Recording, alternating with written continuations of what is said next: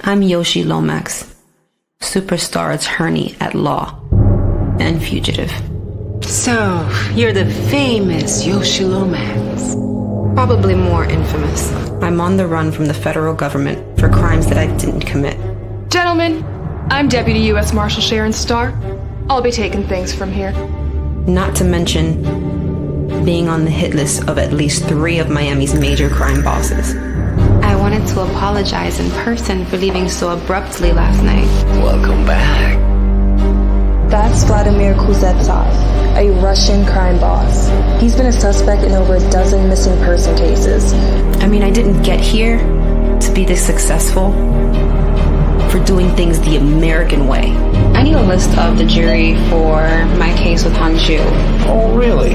What's that worth to you? Oh my God, you're such a good... Mr. Santana is to be released upon processing. So what do you know about Sheldon Chisholm?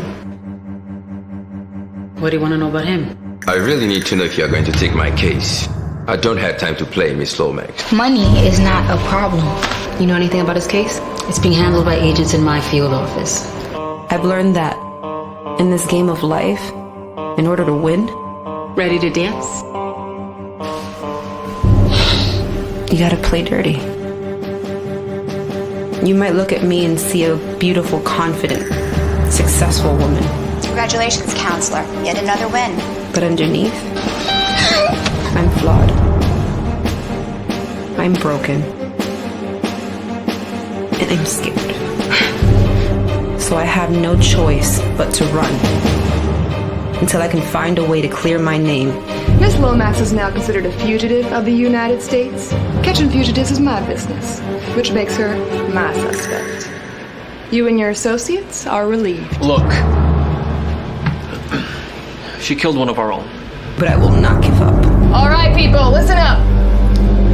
Get a picture of Miss Lomax out there so the public knows what she looks like. I will not give in. Okay. People, we got a game plan. Let's break and execute. I will not get caught. Time to go hunt.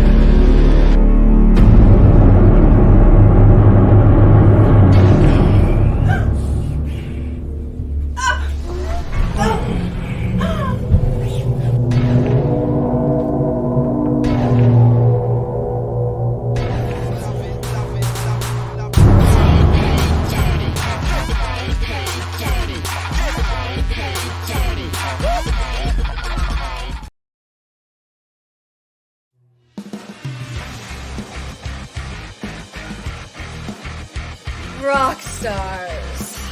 There's literally nothing like those wild parties. All I did was drink and party and go to rock concerts. So I got VIP access to a certain very hot rock star's room. This was getting a little intense for my liking. What's your problem? Okay. Look, bitch, I don't know who the fuck you think you are, but you're no better than the rest of us. Hey, come on, you gotta go. I'll call you. Hey, what would you say if I were to tell you that rock stars like Terry would pay for your attention and you would be a multi-millionaire because of it?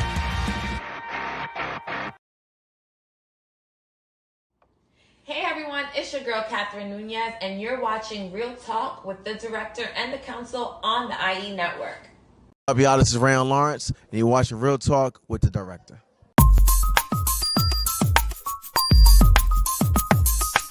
Real Talk. Hey, I'm Gina Lou, and you're listening to Real Talk with the director on Dollhouse Radio. Hey, what's up? It's Logan Browning, and you're listening to Real Talk with the director on Dollhouse Radio. Real Talk. Hi, this is Alana De La Garza, and you're listening to Real Talk with the director on Dollhouse Radio. Hi, I'm Diane Franklin from Better Off Dead and Bill and Ted's Excellent Adventures. You're listening to Real Talk with the director on Dollhouse Radio. Hi, this is Monique Dupree, and you are watching Real Talk with the director on Blog Talk Radio. Hey, I'm Stormy Maya, and you are listening to Real Talk with the Director on Dollhouse Radio. It's Vicky Judy. Orange is the new black, and I'm here with Real Talk. Yo, what up? This is Jay Ellis, and you're watching Real Talk with the Director on Dollhouse Radio. Keep it locked. Hi, I'm Rita Parks. You're listening to Real Talk Radio with the Director. Hey, I'm Issa Rae, and you're watching Real Talk with the Director on Dollhouse Radio. All I'm offering is the truth, nothing more. And nothing less. What's good? Welcome to another edition of Real Talk. Happy Halloween! With the Director of the Jedi Council. I am the Director, the King. You know what I'm saying? Let me just show this right here. Kings, you can't see it. Let's see. Kings are born in October. That's what it says here. Wakanda forever. Yeah, I'm the Director. And we'll be with you for the next 120 minutes or so. Real Talk is brought to you every Monday by B2S Media. I can't put the hat on right now, so you know. And we broadcast live via the World Wide Web on YouTube.com/IE Network TV, Facebook, aka Meta, the social network, and Twitter. Things a little crazy right here with the background. Let me get my light a little straight. Get my lights straight. Cool. What up, people? It's Halloween night, October 31st, the year 2022. And we're here celebrating, you know what I mean? And I've been seeing a lot of people doing their costumes, kicking it. Oh, El John. Hola. John, what's good, man? How's everybody out there? Chat room, holla at me. Happy Halloween. Yes, Joseph, happy Halloween to you as well. Now, you guys hear me okay? I know it's a little muffled under this mask, but we're gonna make it do what it do. I don't know why I think the mask is it's so weird. Like, it's drawing some extra light. So my background's a little weird. And the black, all that stuff in there, whatever. We'll figure it out. Wakanda forever. Speaking of which, we'll be talking a little bit about that as the red carpet for Wakanda forever went down last week. There's been numerous clips dropped since then. So we want to discuss a little bit about, are you ready for Wakanda forever? I know I am. Super ready right now. Let's see if I can get my light a little better. Sorry about that, people. It's like the light is tripping on me right now. So anywho, we've had that. What else has been going on? Well, I wanted to talk about, really briefly, we're going to probably put my top 5 scariest moments in a film. Not in any particular real order. I could do a top 10, but in case we all do one, I don't want people to, let's see. So, anyway, yeah, so I'm off on like FaceTime or whatever, a video call with my daughter, and she's Paw Patrol. And then she's trying to go boo. She's trying to scare me she's wearing Paw Patrol. So then I put this mask on after she turned her head, and I was like, boo! And she's like, ah! Yeah. So, yeah. But I'm like, there's nothing to be afraid of. This is the king of Wakanda. The protector of Wakanda. The Black Panther. So, anywho, so we got a lot of different things we're going to talk about today. We'll continue with our tournament. Also, like I said, top 5 scariest moments in a movie. I want to run that list down. Hopefully, the council will have a few of their own that they can think of right away. I know there's a couple for me. There's at least, I could do probably 20, but we're gonna do 5.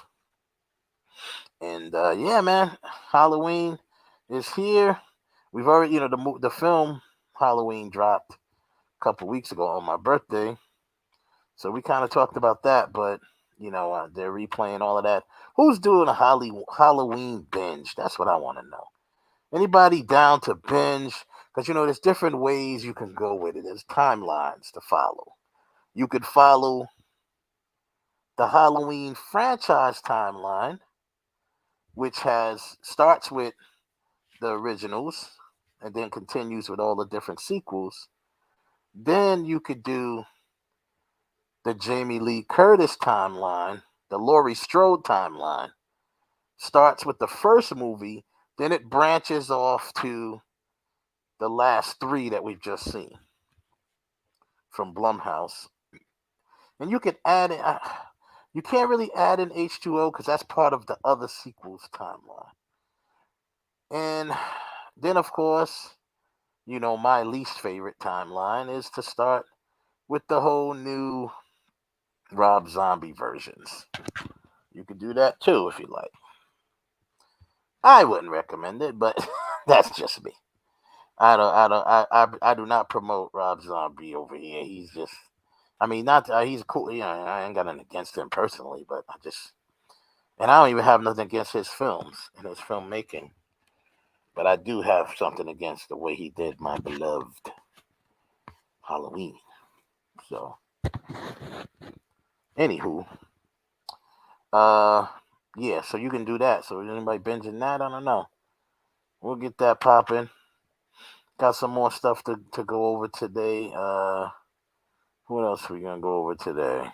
We have, where's it at? On the agenda. Yeah, we got 5 scariest moments, trending topics. Yep. Yeah, and the Black Panther. Really, that's really what we went to. Oh, DC has some things going on, as we know. We have the return of Henry Cavill as Superman, and they got some plans, some extra plans for going forward.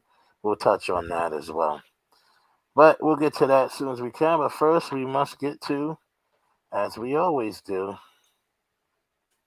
our weekend recap. Brought to you by BoxOfficeMojo.com. And okay, this for the weekend of October 28th through the 30th. So we got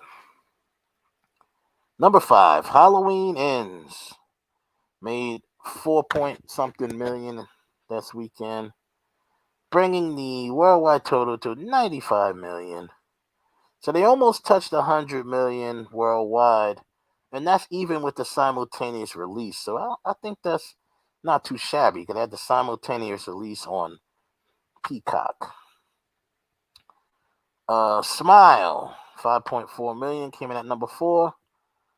Pray for the Devil came in at 7.2 million, came in at number 3. Number 2, Ticket to Paradise at 9.9 million. And once again this week, Black Adam scored 27.5 million over this weekend. Okay, Black Adam bringing its worldwide total to 250.2. It's finally reached over 100 million domestic, 110 million domestic, 139 million. So Black Adam definitely lost some steam. It definitely lost some steam over the weekend or whatever, but it still made 26 million, 26 and some change, 27, million over this last weekend. So they have another weekend to try to rake in a few more, and that's about it. Because at that point, everything is going to Wakanda. Yeah, because you got this today. You got the 31st. Then you got this is the last weekend that they really got to make a kind of try to finish strong. Because after that, everything's going towards Marvel. Let's keep it 100. So this mask is like annoying. Probably because it's small. I ordered the mask. It looked bigger than what it was. I was like, this is a kid mask. What the hell am I doing with this damn kid mask on? Whatever. Had to do it. So that's our weekend recap for today.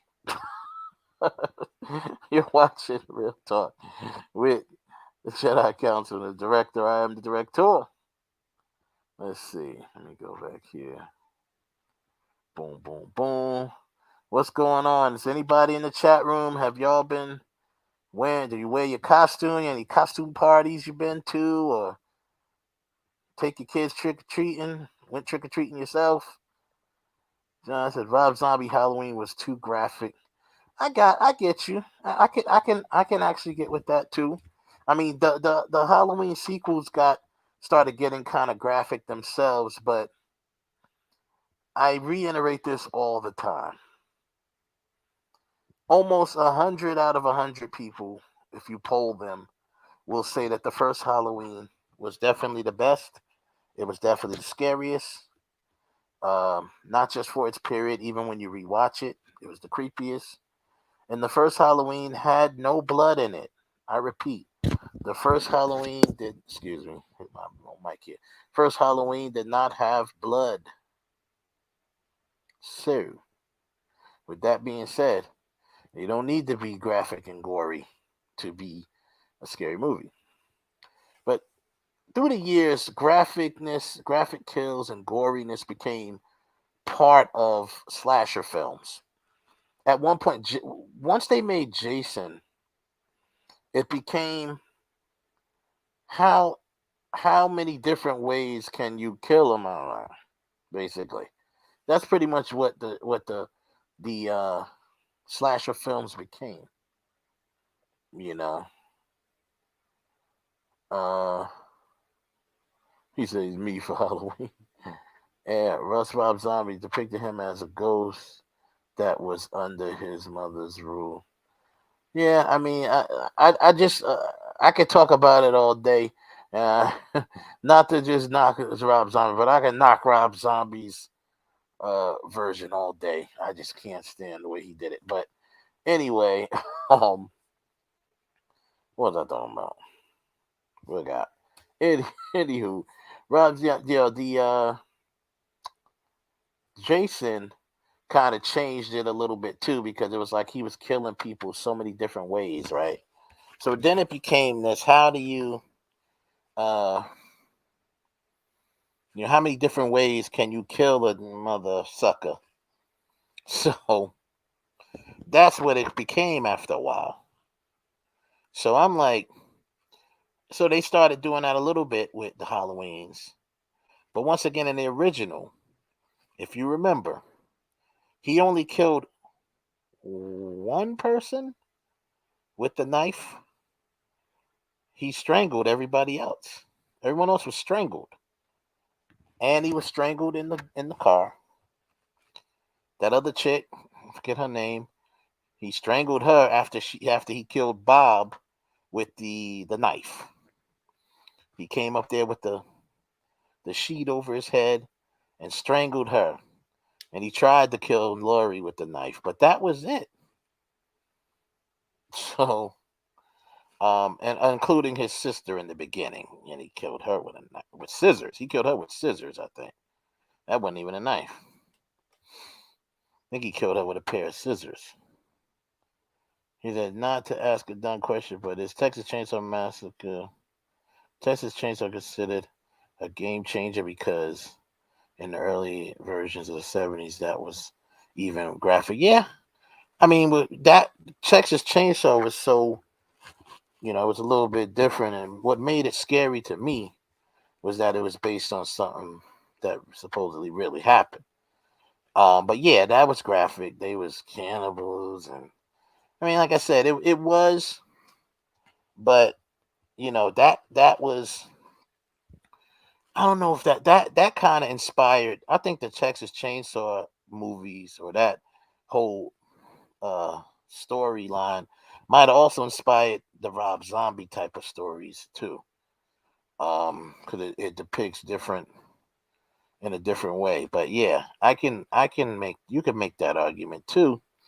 But I think when Jason started killing people with all different types of ways, he's killing them with the machete, he's killing them with the spear and harpoon and all these different ways of killing people. It kind of came a thing. Then when they start bringing in Freddy, they even kind of poke fun at it a little even more. It was like Freddy was killing them all different types of ways. Some even, you would argue, even comical, you know.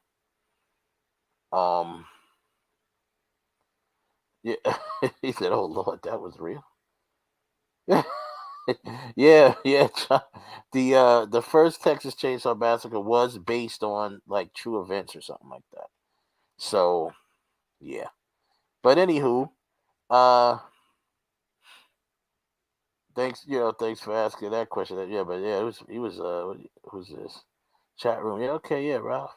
Let me bring in the Jedi Council, and we'll go over some Halloween costumes that some of the celebrities threw out there. Let's judge them, see who ate, who didn't.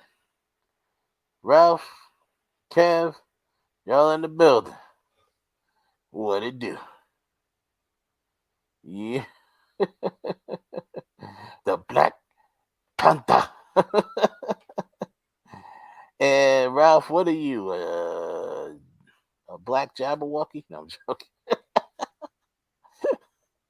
So I can't hear you, Ralph. Or can you talk with that mask on? Let me unmute you. Unmute Mike. Can't hear him. Yeah, there we go. Now you can There you hear. I hear you now. I'm You Doctor sound. Doom. I'm Doctor Doom with a low cut. Oh, you You know, got you Dr. Doom with a Caesar. with a one, yeah, with a 1.5. With a 1.5 Caesar. I That's hear what you. I am. That's what's up, man. That's what's up.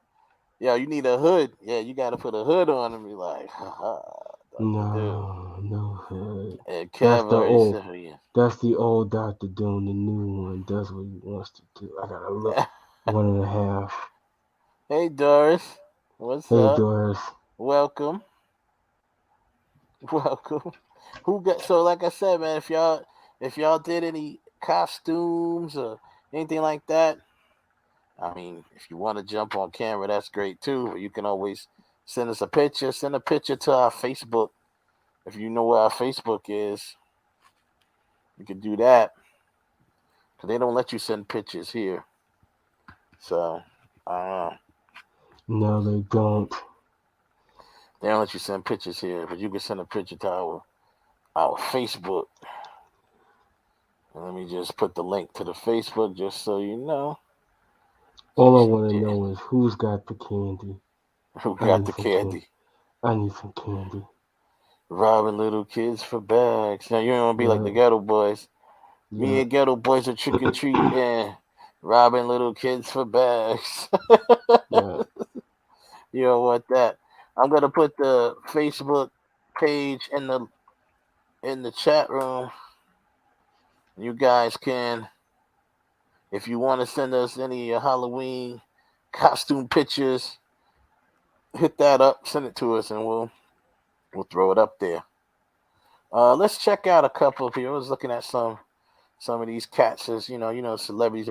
Right now, I think one of the real winners of the celebrity contest is Diddy.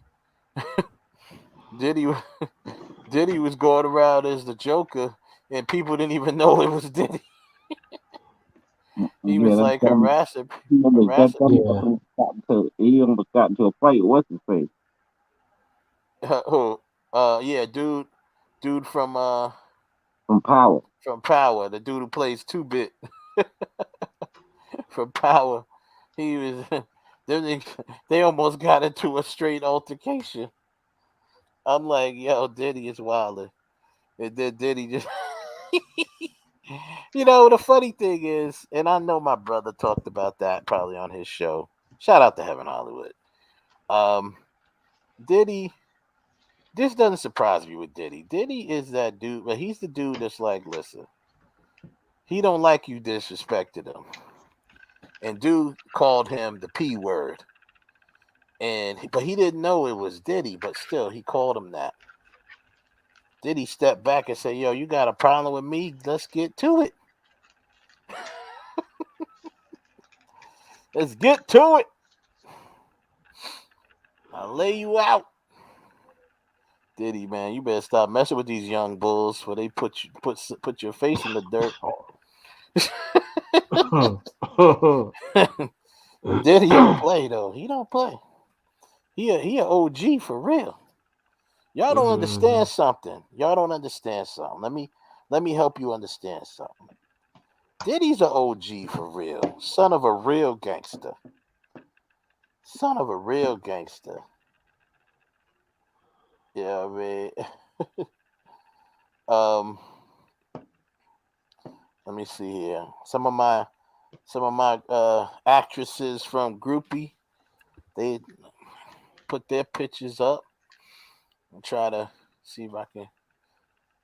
Catherine Nunez, as you saw, she was on the show, and she does the drop right before the show. She been posting all her pictures from different years, but she goes in when she does her thing, man.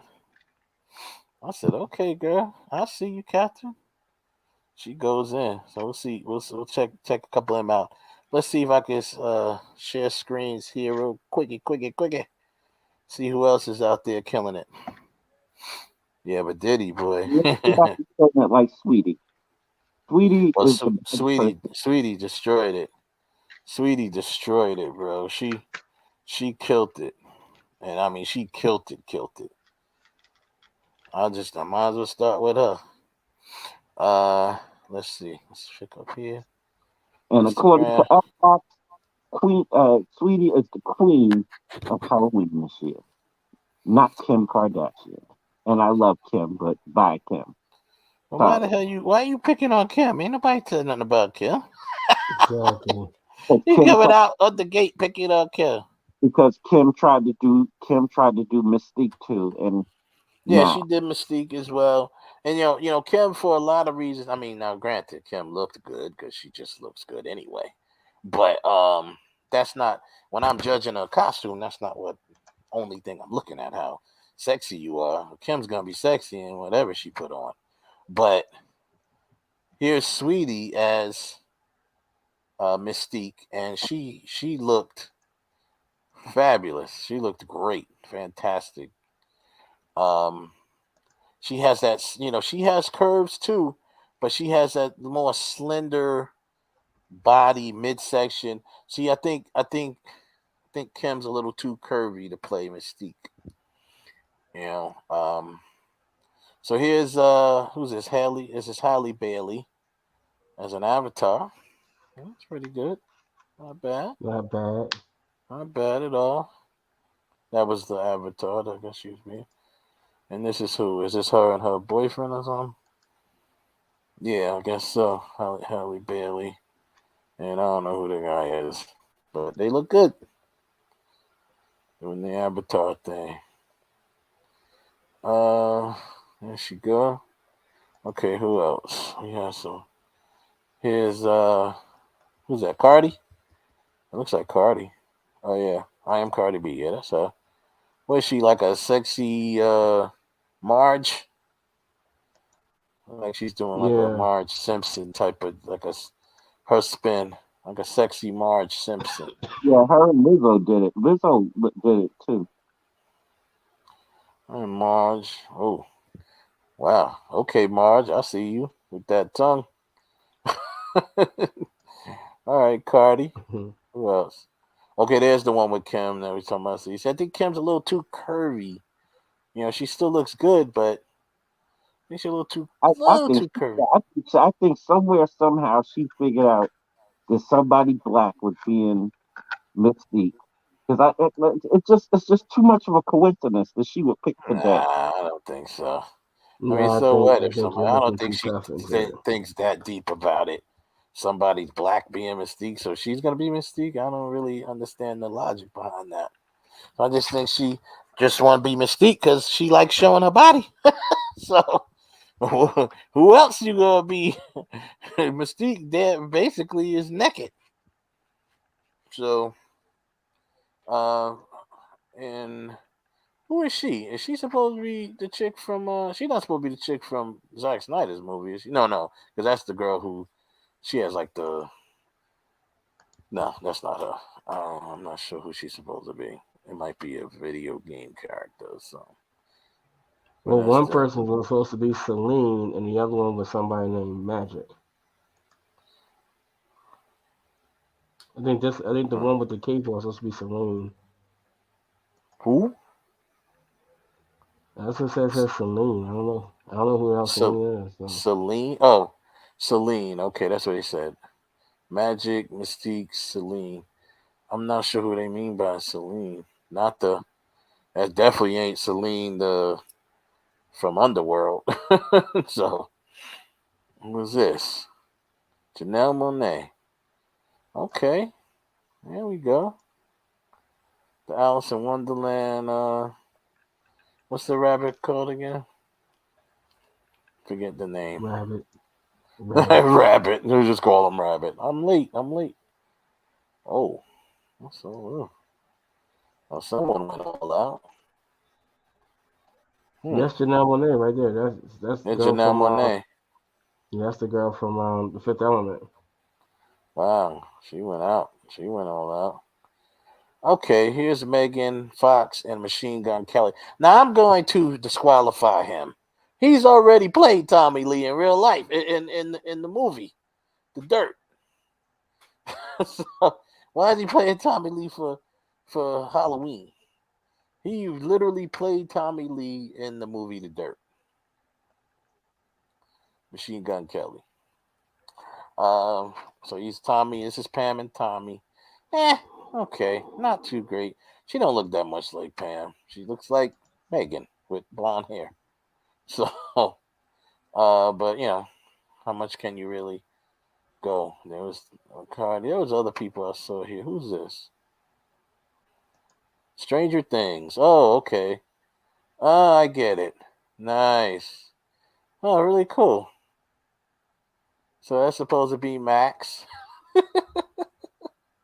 with the earphones on and the red hair. Who? Stranger things have happened. Yeah, that's pretty funny. Who is this supposed to be? Nina and Shaun White. This was good. That's supposed to be I forgot his name. I forgot the character's name. All right. Kendall Jenner. Oh, that's the Toy Story chick. Okay. Uh-huh. Alrighty. Oh. Let's see. Okay. Cool. Here's Diddy. Look at Diddy as Joker. Diddy did a great job, man. He looks good. He looks real good. Look at this fool. I gotta take this thing off. This ain't working. Look at boy, oh boy. Diddy went in, boy. He went in. Kerry Washington as Lionel Richie. Now that's funny. She's like, yo. It must be funny for some of these famous people to be Halloween costumes. Who's this? Monica Denise as for Planet War for the Planet of the Apes. Wow, that's really good. All right, let's get rid of that. Who else? What we got here? Kiki. So Kiki Palmer. This is one of her costumes. She also did Rogue. I'm sure that's gonna pop up somewhere too. She did Rogue. She been kind of campaigning for Rogue. Well, a lot of people have been talking about it, and then I guess she kind of heard the chatter, and now she's kind of running with it and campaigning. But who is she here? Rapunzel? Yeah. Let's start talking horror movie.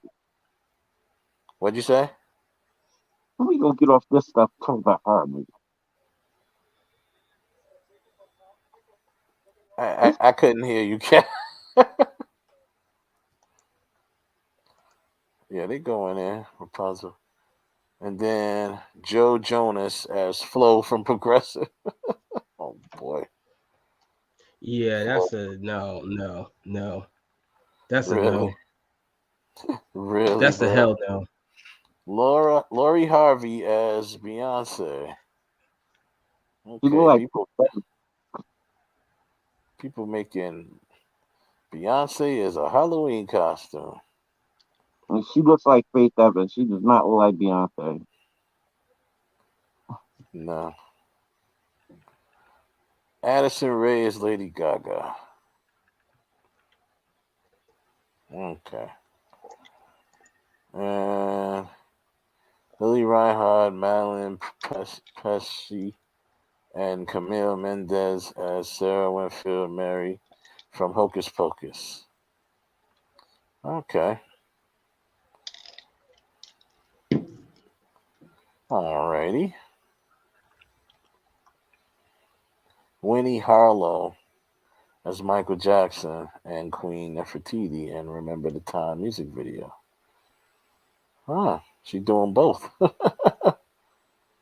Very cool. Very interesting.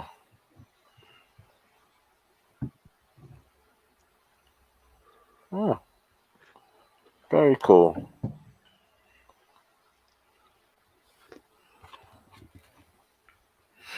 Let's see. All right. Here's Winnie Harlow and Patrick Starr as Little Mermaid Ariel and Ursula, or whatever her name is. Okay.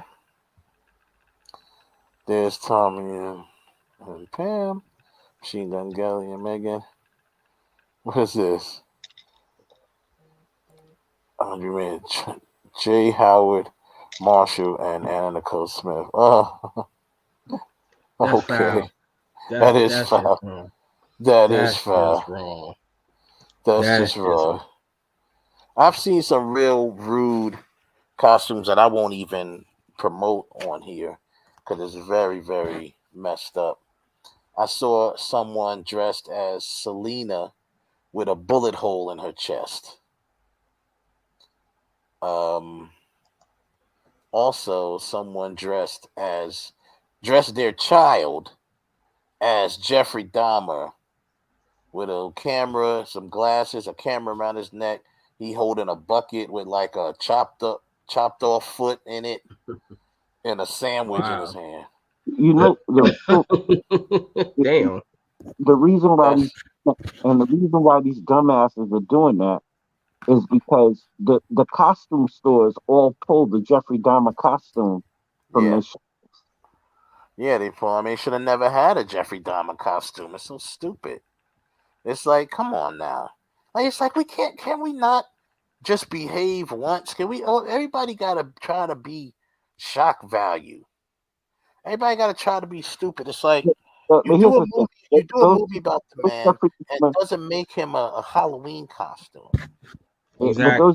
But those Dahmer costumes have been around for decades. It ain't nothing. Shouldn't have been. Rebel Wilson, all of them, they're playing what? I guess Barbies. Yeah, they're all Ken and some Barbies. Okay. Brody Jenner as Dr. Fauci. There's an actual Dr. Fauci mask? That's hilarious. Why? I don't know, but Mar-a-Lago waiters. Okay. What do they got in their hands? I can't see. Confidential papers. Oh my God. Oh wow. So they got confidential papers in their hands, I guess, supposedly from Trump's stash. There's Little Nas X as an alien. Is that what he's supposed to be? Okay. Nicki Minaj as Cinderella. I don't see nothing, but I guess that's a dress. I don't know. So she's Cinderella. Lotto as Corpse Bride. Okay. That looks good. They did their thing there, makeup wise. Oh yeah, her makeup looks good. Tim Burton as well. Yep. Kourtney Kardashian, Bride of Chucky, is that? It's Chucky and Corpse Bride. Corpse Bride, I thought it was supposed to be Bride of Chucky.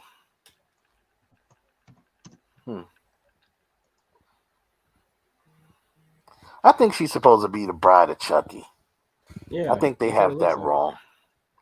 Because the Corpse Bride is this from the Tim Burton, right? She, I believe, is supposed to be the Bride of Chucky, or else she wouldn't be standing there with Yeah. Chucky. Travis Barker and Kourtney Kardashian as Chucky and the Bride of Chucky, not in the Corpse Bride. It's Bride of Chucky. Yeah, see? She got the Chucky tattoo on the heart. That's what we brought of Chucky. Okay. His stuff looks better than her. They should be highlighting him more than her in this one. His makeup looks pretty awesome. I like it. I like when they go all out and do their thing, man. He really went in on that. So, let's see. Let me grab a couple. I go back to Sweetie. Where's our girl? Okay. So we got, let's see if we can get to Megan here. Megan, who plays on Groupie. She plays the character of Lucy. Here's her outfit here. She's supposed to be Megan Fox. She kind of looks like Megan Fox. She's supposed to be Megan Fox from Jennifer's Body, whatever it was called. Because look at her outfit. Oh, yeah. Jennifer's Body. Jennifer's Body. That's what she's supposed to be from. And the funny thing, I've always said, she kind of looks like Megan Fox in the face a little bit. Yeah, Jennifer's Body. Cool. And look, there you go. Got the little blood there. I'm not killing people. I'm killing boys.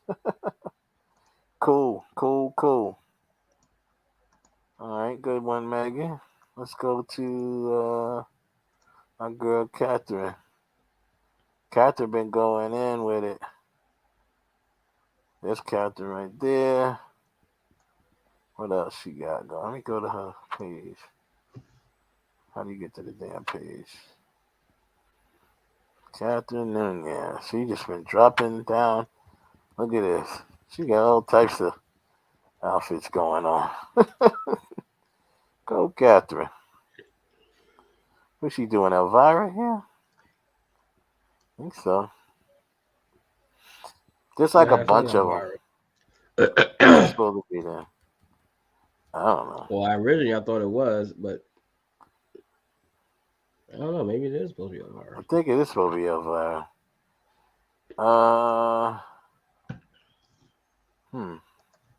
Yeah, I think it is supposed to be Elvira. And then here she is. I don't know who she's supposed to be. Snoop Dogg. Oh, okay. Yeah, I see the hair. Okay, got you. She just having fun with it, bro. Killing it. There she is again.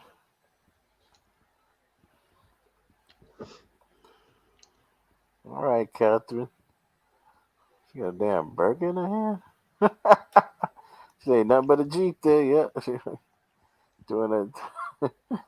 There was another one in here. Who's this? Medusa, she said.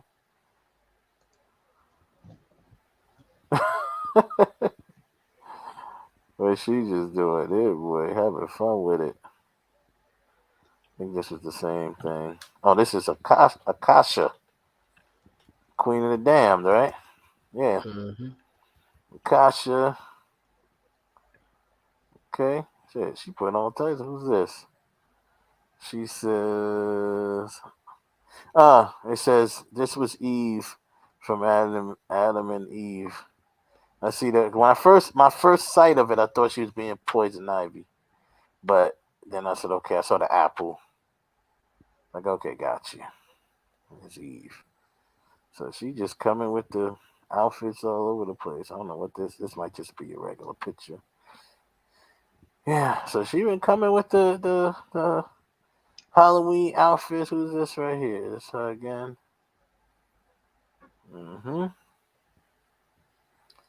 Okay.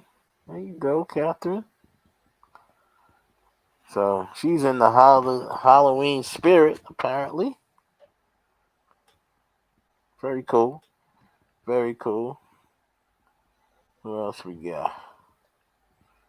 Very cool. I think I saw someone else doing Halloween. I'm just trying to find them. Let's see if we got. I saw Princess do one. She had a nice one on here. She did her Soldier Boy. Pretty funny. Wow. So Princess, who plays Sydney on Groupie, amongst other things, actress, of course, doing her best Soldier Boy impersonation. I'm gonna see. Let me reshare this because I want to. It's got some audio to it, so I want to share the audio. She just getting it over there. Share audio. Okay, let's see if we can bring it back. Can we bring up the audio? Know who he was. Wait a second here. Studio, shut the door. All I hear is. Can you hear the audio? Doom, doom, doom, doom, doom, Yeah. doom, doom, doom. Somebody coming up. Oh, again, I start shooting. Bow, bow. That's my nigga. His killer. He like, man, pass me the gun. I said, man, I ain't giving you shit, nigga. Fuck that. Bam, police pull up. Good job, P. That was it. One nigga run to the front door. I hop out, I start shooting. Bow, bow, bow, bow, bow. Shot the nigga. Bow, shot his ass. Bow, bow, bow, bow. All the niggas run out the door. They run out the door. This nigga on the floor. Oh, baby. Walk up to this That nigga. is funny. Take his mask off his head. Looked at it, saw who it was. I'm like, yeah, that is funny. Shot his ass again. Bow. He screaming and shit. Ah! I shut the door. When you took the mask off, you knew who That it was? is hilarious. Oh, wow. So it was an inside job. Well, you knew who he was. Know who he was. I'm like, damn. Good job. Shot his ass. Good job. Good job. And there you have it. Halloween costumes. Yeah, that was pretty funny, man. She killed it. She did her thing. Let's see here. Okay. There was some more out there, but I don't know, Ralph dropped. So he'll be back on. What do you think about that? That was pretty cool, right?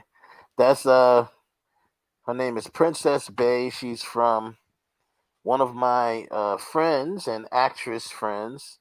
She's also in our show Groupie. That's going to be coming to streaming very soon.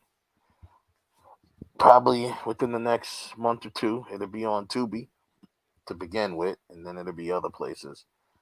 So yeah. That should be dope. What's that? Yeah, she murdered that. So yeah, man, that should be good. This thing is killing me, man. This mask is killing me. I'm after. I'll keep it up like this. Yeah. All right, cool. So I couldn't even. My face is too fat for this mask. That's number one. The freaking mask is like squeezing my face, like so. Wakanda forever. We know that. Speaking of which, perfect segue. So the new Wakanda Forever, Black Panther 2, they had the red carpet premiere last week. It was pretty awesome, I have to say. It premiered, and a lot of people got a chance to, everyone who was at the premiere, the red carpet premiere, had got a chance to see it. Some press, some special guests. Normally, this red carpet premiere, world premiere, is usually it's a screening for the cast, the crew, family members, friends, some special celebrity guest, or anyone that's involved in the movie. Maybe some people that might be part of the Disney family or the Marvel family. That's pretty much it. Maybe a couple of fans. So they were able to check that out. Some of the press, of course, and some early reactions or reviews or whatever. Not reviews, because the embargo for it doesn't lift until the 8th. And so they can't really put no real reviews out there. People are just giving initial reactions. So initial reactions are pretty much consistent. I see a couple of real haters out there that just really annoy me. But and hey, you say what you say, but you got some cats out there, like we said before, the haters that are still talking about recast T'Challa, all this other stuff. They are no spoilers, exactly. They want to go see the movie just to throw rocks at it. They want to go see the movie to hate on it even more. And they're walking out of there talking about it was good, but I was disappointed. Disappointed in what? T'Challa is not in this movie. Letting people know that T'Challa is not in this movie. So, Ralph, why you look like you just like crashed on? It looked like you just like, was it a plane crash or something? Your headphones are broke up. Like, I know. I don't know what the hell is going on. My headphones broke, and I'm trying to put that damn mask on. Right. Then for some strange reason, my webcam just died. And when it said no signal, so I'm up here plugging it and replugging something. I don't understand. I must be getting haunted tonight. Yeah. I must be. Yo, it look. That's my costume. I'm broke, man. Or you got beat up by a ghost or something. I'm broke, man. That's what I am. I'm breaking down little by little. I'm tired. I'm like, you thought what I was happened? tired. You thought I was tired last. You thought I was tired last Monday. I'm doubly tired now. It makes it seem like dangling that the was wind. right. It's like that wasn't even you, and you had to fight him to get back on the air. It's like somebody else talking about I'm Ralph, and he had the mask on. No wonder he wasn't talking that much. And then Ralph had to fight and beat the guy up and snatch the headphones from him. Gave me and my that's why headphones they back. broke. They just broke. And listen, this is all that I did. All that I did was this. And the damn thing cracked right there. Yo, if anybody on here worked for Skull Candy, because that's who these headphones are by. Yeah, I have Skull Candy. Skull Candy's headphones suck. This is like the fourth pair I had to bought in like 5 months. I have a pair as well that's all beat up and broke up. Man, this one here. Look, the stuffing coming out of it. This look like I've been a DJ for like 20 years and never made any money from DJing. So exactly, like I used to work at the Roxy. Yeah, that is broke right here. This is exactly why like most of my gadgets are Sony's. I like Sony's.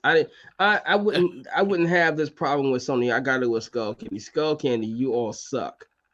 No. I'll take JVC too. I would take JVC also, but I'm not getting any more Skull Candies. The funny thing is, I have a pair of Beats headphones that now ever since Apple took over Beats, they bought Beats from Dre. They've been crappy ever since. They have not been. This is another one. Look, I got black electrical tape around the border. Old school, new school, need to learn. So it's like this. Look at this. On both sides. This thing cracked. $400 pair of headphones. Cracked. I sent it back to Apple. They sent me back, let me just dip my air quotes, a new pair. And it was refurbished. That's what it was. And then it cracked in the same exact spot. I said, what did y'all just send me back the exact same thing? It cracked. I said, look, I know I got a big head. Okay. My head's big. I accept that. I wear size 8 and fitted hats. Got a big head. So there you go. But come on now. It's a $400 pair of headphones. Can I at least, can it not break on me, please? So that's those big head problems. But the skull candy it didn't even crack at the head part. It just, the stuffing just started coming out of it for no reason. Just coming out of it. So yeah, I'm never gonna get anything else by skull candy. This is it.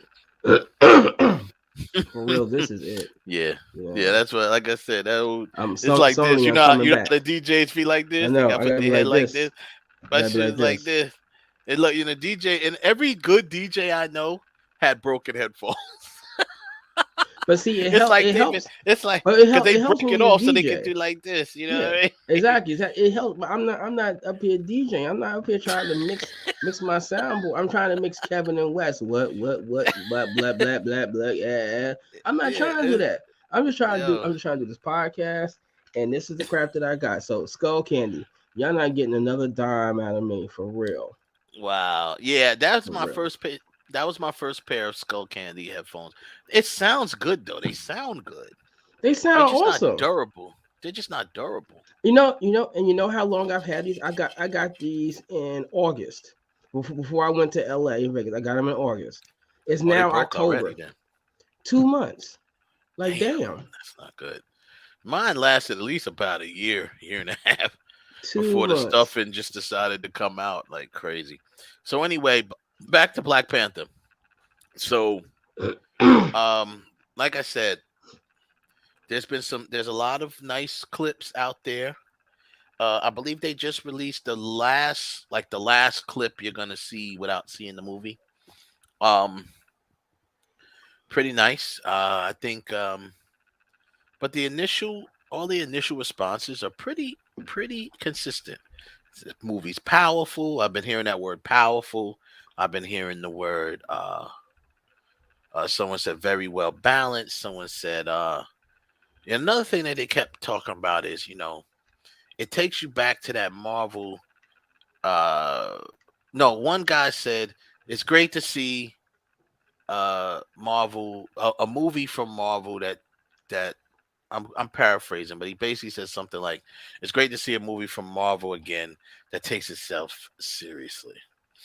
And I guess he said that, well, for a lot of reasons that people say stuff like that. Because I mean, let's face it, Marvel's last few movies, not last few movies, but is you know me, I'm always leaning on the Thor movies. I'm like, they don't take themselves serious. But that was cool. But the main theme that I'm hearing from people is just powerful, honored Chadwick in a great way. They nailed that. They hit it on all cylinders. And so there you go. So Wakanda Forever, I can't wait. Next on week. the 11th when it comes out next week. I'm gonna go check it out. I'm gonna go see it. I'm already geared to see it like 3 times. The hell? Are you crying for help? You need an ambulance? You need a cookie? Like what the hell, man? I don't know. Yeah, Wakanda Forever. I went to go see Black Adam yesterday. I saw it last night. I liked it. I thought it was good. No, I'm not going to say solid, but I thought it was good. Yeah, it was good. It was good. right? Mm-hmm. But to me, it just kind of played kind of fast. I was like, damn, it's over already? Like, what the hell? Yo, man, that's how it's these youngins, bro. These youngins is calling for the youngins want shorter movies. No, but it's over 2 hours It's long. not, But it just yeah, it's not even that long, but didn't it didn't feel it. Yeah, yeah, it didn't feel long at all. But I thought it was a good solid. I'm gonna say good solid movie. It wasn't the greatest, and it is no way is the worst, but it was good. I would tell people to go see it. Go see it. go see it. So when you say hit or miss, you are you talking about Wakanda Forever? You talking about Black Panther? What is that? Give me some context, buddy. Or is that just a comment from something else we And said? I do want to say this. My one critique, if you want to call it, I thought Aldous Hodge was just a little too extra as Birdman. You a little too intense, buddy. Like this guy had been whipping your ass for like 5 minutes, and you still want to act like he ain't did nothing. He was beating your ass. He was beating your ass in that room. I'm sorry, he was beating your ass in that room, and he was beating your ass, and he wasn't even cracking. He wasn't even had one sweat tear, one piece of sweat on his forehead. He was just beating your ass.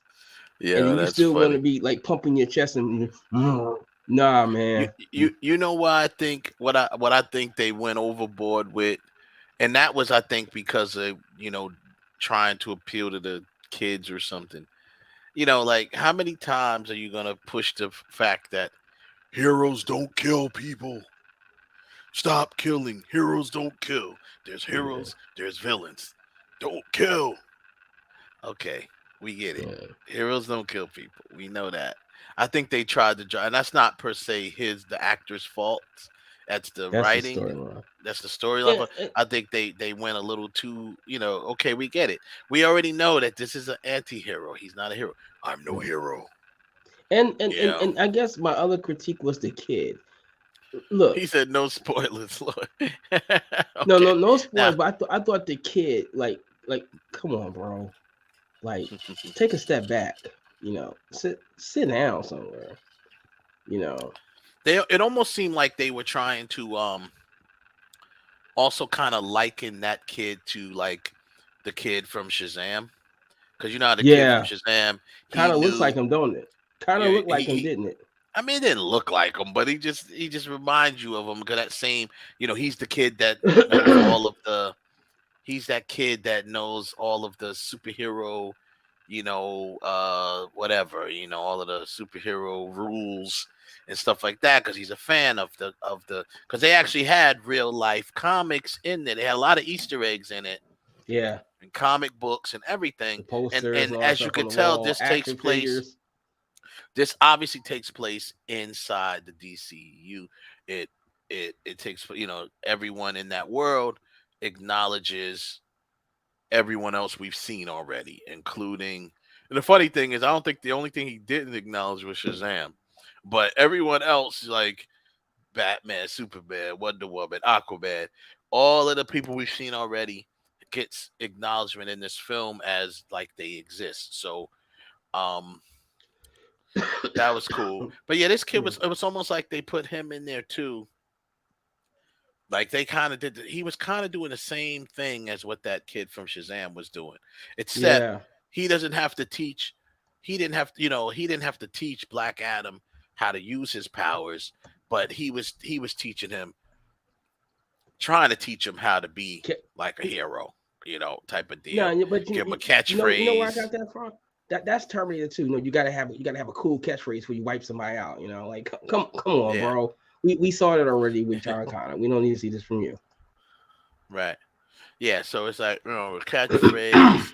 You gotta have a catchphrase that you say before you do something. I mean, it was cute. It was kind of funny. Whatever. What was funny about it is the Black Adam trying to actually do the catchphrase, but he never did it right. He said, "No, you're supposed to do it before you kill him. You're supposed to say catchphrase then kill. Got it. Yeah, Got it. catchphrase is Phil's. Got it. He's like, no. He's like, so when do we get the kill? No, you're not. Don't kill at all.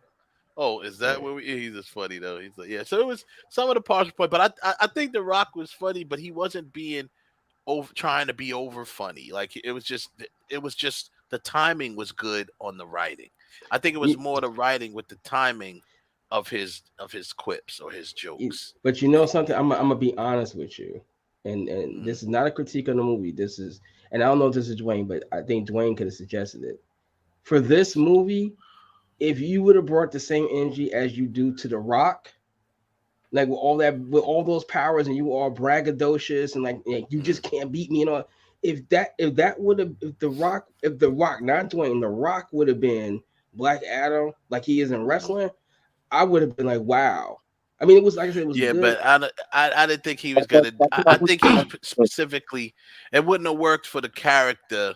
He would, and specifically, he was trying to avoid that because he gets too much critique about being The Rock in other movies. You know, not over the top The Rock, but he's not. He is in a way. He brings elements of it there. Not his if you smell and all that other stuff, but you know, even the whole braggadocious thing. I mean, except really speaking, beyond the Scorpion King and definitely the Rundown, those two movies, there's a lot of The Rock in that. But since then, that Rock character has been toned down, and you just see Dwayne. You kind of now the first time he's in the Fast and the Furious movie, a little bit of that, little bit. But it's really been toned down. But this one, if I felt it wouldn't have worked for this character. I think it would have. Like the whole thing with the quips. That's not who the character is. That's not who the character is. That's not who Black Adam is. That's why. No. That's not what I'm saying. I know that's not the character. What I'm saying, if he would have brought that energy to like he gives The Rock, if Dwayne would have brought the energy to Black Adam and maybe threw a little bit of that into him where he didn't seem so down and confused, where he was like, yo, you like the end when he says there's no one on this earth that can beat me. If he ran from that one from Jump Street and really went through the whole thing and doing the quirks that not that he would have did it, but if he was killing people, he gave him the eyebrow, he was like, and dropped you, I would have been like, okay. I mean, like I said, I think it was a good movie. It was a good movie, but I think there's elements that they could have pumped it up a little more. He's done the eyebrow in other movies though. He did it in Jumanji. You know what I mean, a little bit. Even like that he's one. done it in other movies. Even in Jumanji, when they was reading his powers, he was like, "That is The Rock. They're two separate characters." I know they're two separate characters. When you do that and you add other elements, you're breaking the illusion of who the character's supposed to be, because now people are looking at him as The Rock. They're not looking at him as Black Adam. Right. But does Black Adam but did Black Adam have to be so? Yes. Down. Yeah. I mean, down. I mean, He's not down. He wasn't down. He was just. I mean, the man's lost his son. He has a reason to be down. The last time he was seen in this world before he got. First of all, he's been imprisoned for 20 billion years. Yeah. Number one. Second of all, before he got imprisoned, his son was murdered. His whole family was murdered. So he's got a reason to be down. I guess so. And remember, as part of the character, you got to give him credit from the acting point of view, because this is a man who this is not his world. This world is completely different from when he went into the prison.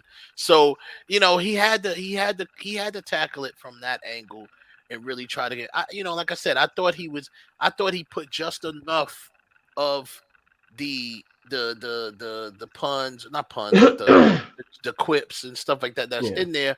But I personally like the fact that he was serious and he was just trying to keep it on that. He's up in here like, what? First of all, he's more like, what the hell is going on? Then he's like, but he's still trying to acclimate everything. Then by the time the movie realizes ain't nobody on this planet can stop me. You know what I mean? He already realizes that. Yeah. But he realizes that at the end Because I mean, all those people came at him and he had to fight them. Yeah. But one thing I didn't, not say I didn't like, but what I could have, they could have did more of. Obviously, that Eternium or whatever can actually hurt him. So that was the only thing that actually kind of hurt him, and they didn't really explore that anymore. Yeah, like what is it? Is it an element? Is it Right. I mean, Exactly where does where it did come it come from? from, and why does it hurt him? It's like his kryptonite, basically. That's his kryptonite. But I did think that was kind of cool that he can kind of like self heal himself, even if he gets hurt. Right. He can fix it Yeah. himself. I did Yeah, think he that was fixes it. That was pretty But interesting. I do want to say this, and this ain't about Black Adam. Look, I went to movies yesterday. They showed a whole bunch of trailers. There is one movie coming out that just shot that last night. It shot to the top of my I want to see list. It's this movie called Violent Night. Oh my! It's basically Santa Claus does Die Hard, and I was like, I'm dialed in already. I want to see this. Santa Claus is doing Die Hard. That's funny. Wow. Yeah, you guys listen. Go check out the trailer. Because my boy Rich saw Black Adam last night. He told me about it. And I was like, what? But then I saw it last night, and I was like, I tweeted. I said Santa Claus is doing Die Hard, and I'm surprised nobody ever thought of this before. But thank God somebody did, and I will be there when that comes out. Santa Claus does Die Hard. So Yusuf says he's very emotional. Well, I guess that's kind of sort of right. That's what it looked. That's what it looked like to me. He's emotional, like character in the comic, but I've seen a lot. He's been through a lot, and I love his stance. Yeah. I think I think The Rock did. I think he did. I think he did a good job. You know, he did a good job at not breaking character, and because The Rock himself, that is a character too. So he couldn't give you too much of that because that's mixing characters. He stayed in character, and I love the way he went. I'm not gonna no spoiler. I'm not gonna get no spoilers. Review stuff. You'll go see it. But there was some things in there that I thought was really, comic accurate. He looked really good. I was wondering, though, honestly, if they was gonna take the chance and give him the hair instead of him doing it with the bald head. But they didn't. The hair, they didn't give him the ears either, because Black Adam's ears are a little bit pointy. They're like Namor. They're a little pointy. Yeah. They're a little pointy, like how Namor's should be. So, but it was cool, man. I enjoyed it. And like I said, they got about one more weekend to try to pull in the last few dollars before everything goes towards Wakanda. Yeah, because after Black Panther, it's a Black Panther, and then you don't have nothing. Although I'm holding out for Santa Claus does Die Hard to be big, but then you go into Avatar 2, and it just might be a wrap. I ain't giving that fool none of my money. Avatar, they waited too long to make that. I don't know. They waited too long for Avatar, man. He ain't getting my money. I ain't even like the first one. Hold up, wait a minute. And this is what I'm gonna say. The first Avatar is what, 9 years ago, but Top Gun was 30 plus. So you gotta. That's a whole other story. Top Gun. Yeah, Top Gun. There was several reasons why Top Gun did as good as it did. Number one reason is it's a great freaking movie. That's number one, right? That's the number one reason. But let's keep it 100 right here and now. Top Gun satisfied the masses, meaning there was no agendas in it. There was no political pushes in it. There was nothing like that in it, political wise, social wise, nothing. All right, and it satisfied the masses. So everybody who, no matter what they like, could go see Top Gun. Like I said, there's no push of an agenda. There's no political thing going on in there. It's just a good movie. And that's why Top Gun did as great as it did. I mean, it was really a good movie. It deserved it. And they really nailed it. They waited so long only because Tom Cruise refused. He could have did this years ago. He refused to do it until he got a script that made sense to do. That's the only reason why he didn't do it earlier than that. And the characters in here were solid characters. The funny thing is, it was almost like they. I think Kev, you might have been the one to say that they found a way to make it about him, but they didn't make it about him. It was just weird. Mm-hmm. Yep. It was like it was about him, but it wasn't about him. So it's like they pulled that off beautifully, So yeah, I'm telling you, I'm with you on this one, Kev. I don't think it definitely not gonna do the numbers. Nowhere near the numbers the first one did. The first one did those numbers because of the groundbreaking technology and people, and it became that, and everybody wanted to see it because it's just groundbreaking technology. That movie would, to me, this is purely my opinion. I know everyone else has their own opinion. That movie to me was nothing to write home about other than the technology. I was just like, I didn't like it at all. Yeah, I didn't like it. It was Fern Gully on steroids, and Fern Gully with a little bit of Pocahontas. That's what it was. Don't get me wrong. A little bit of Alien, a little bit of Alien, a little bit of Fern Gully, Pocahontas. Like I said, the groundbreaking technology, great, but the bottom line is it was nothing. Honestly, like I said, I loved Avatar. I thought it was a good film. I watched it several times. I got it on DVD when it came, soon as it came out. It got all of my money as much as it could get. But yeah, but that phase is past now. If I see it, I see it. If I don't, I don't. I'm not. You know what I'm saying? It's not. Yeah, I'm not going to rush out like on the night before to go see Avatar 2. It's just not going to happen. Especially after man, I didn't like Avatar, bro. I did not like Avatar. He said the Airbender. I definitely didn't like the Airbender. That was. Oh terrible. My God, that was horrible. Oh God, that was horrible. I tell you, don't even get me. Is a hardcore Avatar fan. She hated it. Yeah, she hated it. Don't even get me on M. Night Shyamalan. That's what I always call. Yeah, this dude should have been whoever cuts his trailer. His trailer cutter is great. He always has the best trailers and not always the best movie. But I don't know, man. I mean, M. Night been on the roll lately. His last couple movies been. Wait, stop that. He makes great movies. Yeah, the last couple ones have been. Yeah, man. Split was that movie right there. I was like, wow. Split was good. Split was good. Mr. Glass was good. I didn't see Old, but I heard it's really good. There was a lot. Most of his movies, to me, don't stand up to his trailers. The thing, makes great movies. The problem that people have with M. Night Shyamalan movies is the fact that he does the okie doke on you. He'll grab you in just like he did like with The Village. That was the first movie that everybody. I never liked The Village. I thought that was trash. I hated The Village. I didn't like that. I didn't like Lady in the Water.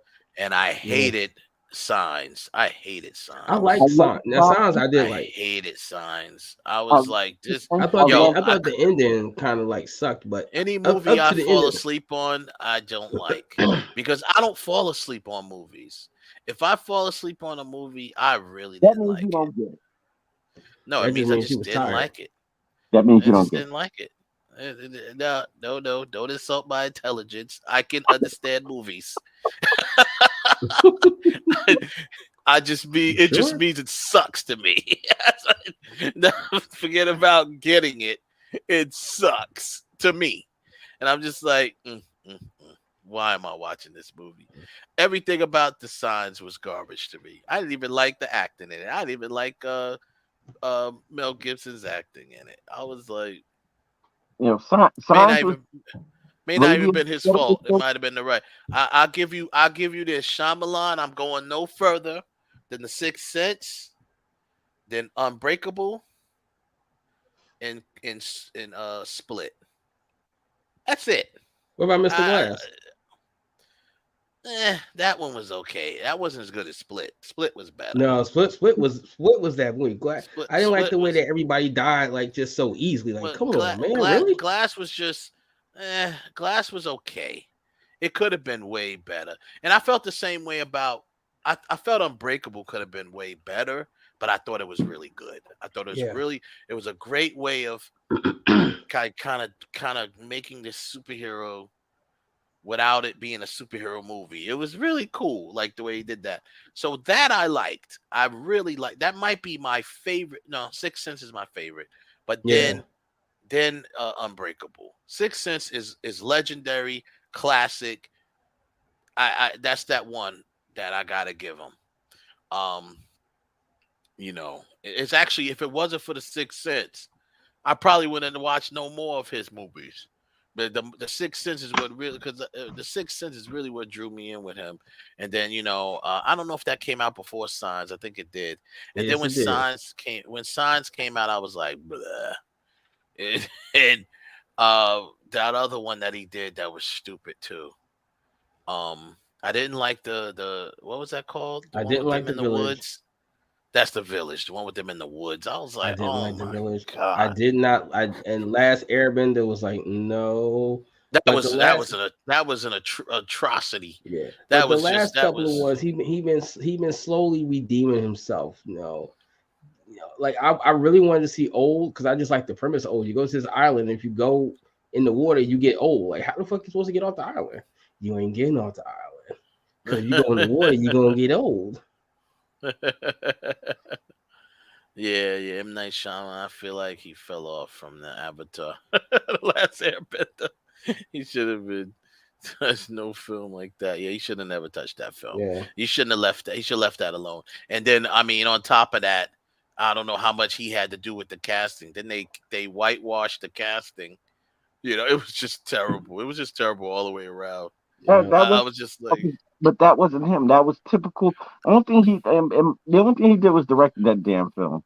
That was Hollywood doing what Hollywood does. Well, I mean, he directed it, but he didn't. I'm sure he touched the writing too. He always touches the writing when he does stuff, because he swear he a great writer. He's a great writer. He's a good writer. He had lightning in a bottle. He had a lightning in the bottle with the Sixth Sense. That's the best. That's some of the best writing that I've ever seen in a film. But that was lightning in a bottle compared to his other stuff. All of his movies are good. All of his movies are good. Are written very well. They're all good and written very well. I beg to differ. Now, we can argue this all day. We can. Let's go. Let's do it. If Hollywood, let's do it. Point for point. Here you go. Last Airbender, written by M. Night Shyamalan. Argument over. Argument over. It wasn't a bad movie. It's only people who are fanboys who didn't like it. No, that was a terrible. Hold on. Wait a minute. I'm not a fanboy of it, and I thought it sucked. I didn't know nothing about Avatar. I mean, I went to go see it, and I went to see it because it was an M. Night Shyamalan movie. I was like, okay. Bruh, I was sitting there like, what the hell is this? I watched Avatar: The Last Airbender cartoon. I wasn't a super duper fan of it, but I watched enough of it.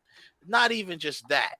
You know what I'm saying? So regardless, people who know what it is are not gonna like, just from the not only it was a bad movie, the fact that the way it was done and depicted, the way the powers worked, none of that shit was right, yo. So it's like sucks. You can't make a movie. It has nothing to do with fanboys. You can't make a movie about an existing property and it be like so far off and garbage. We compared. We talked about that. It wasn't garbage. The movie was good. It was garbage. It was terrible. I didn't about the movie. One of the worst movies ever made is garbage. It's garbage. After the fact of the of the unnecessary character changes, like I think they should have stayed authentic to the characters. That's the only thing. That's the only thing I think where they went wrong. I don't know what they were trying to do with making it what they were trying to make it, but aside from that, But it's Halloween, and Avatar ain't got nothing to do with Halloween. Well, Avatar. I mean, Oh, you mean the Airbender? ain't got nothing to do with Halloween. Yeah, I mean, yeah. Well, M. Night Shyamalan does, but M. Night Shyamalan, not Shyamalan. That's what I It call him. sucks. Sorry, that's the truth.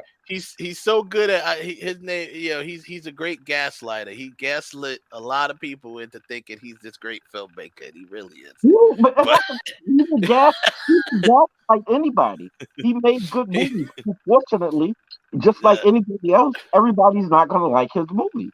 Hey, you know something? I mean, Cap, I might agree with that, but and maybe this is what you agree with or what you don't agree with.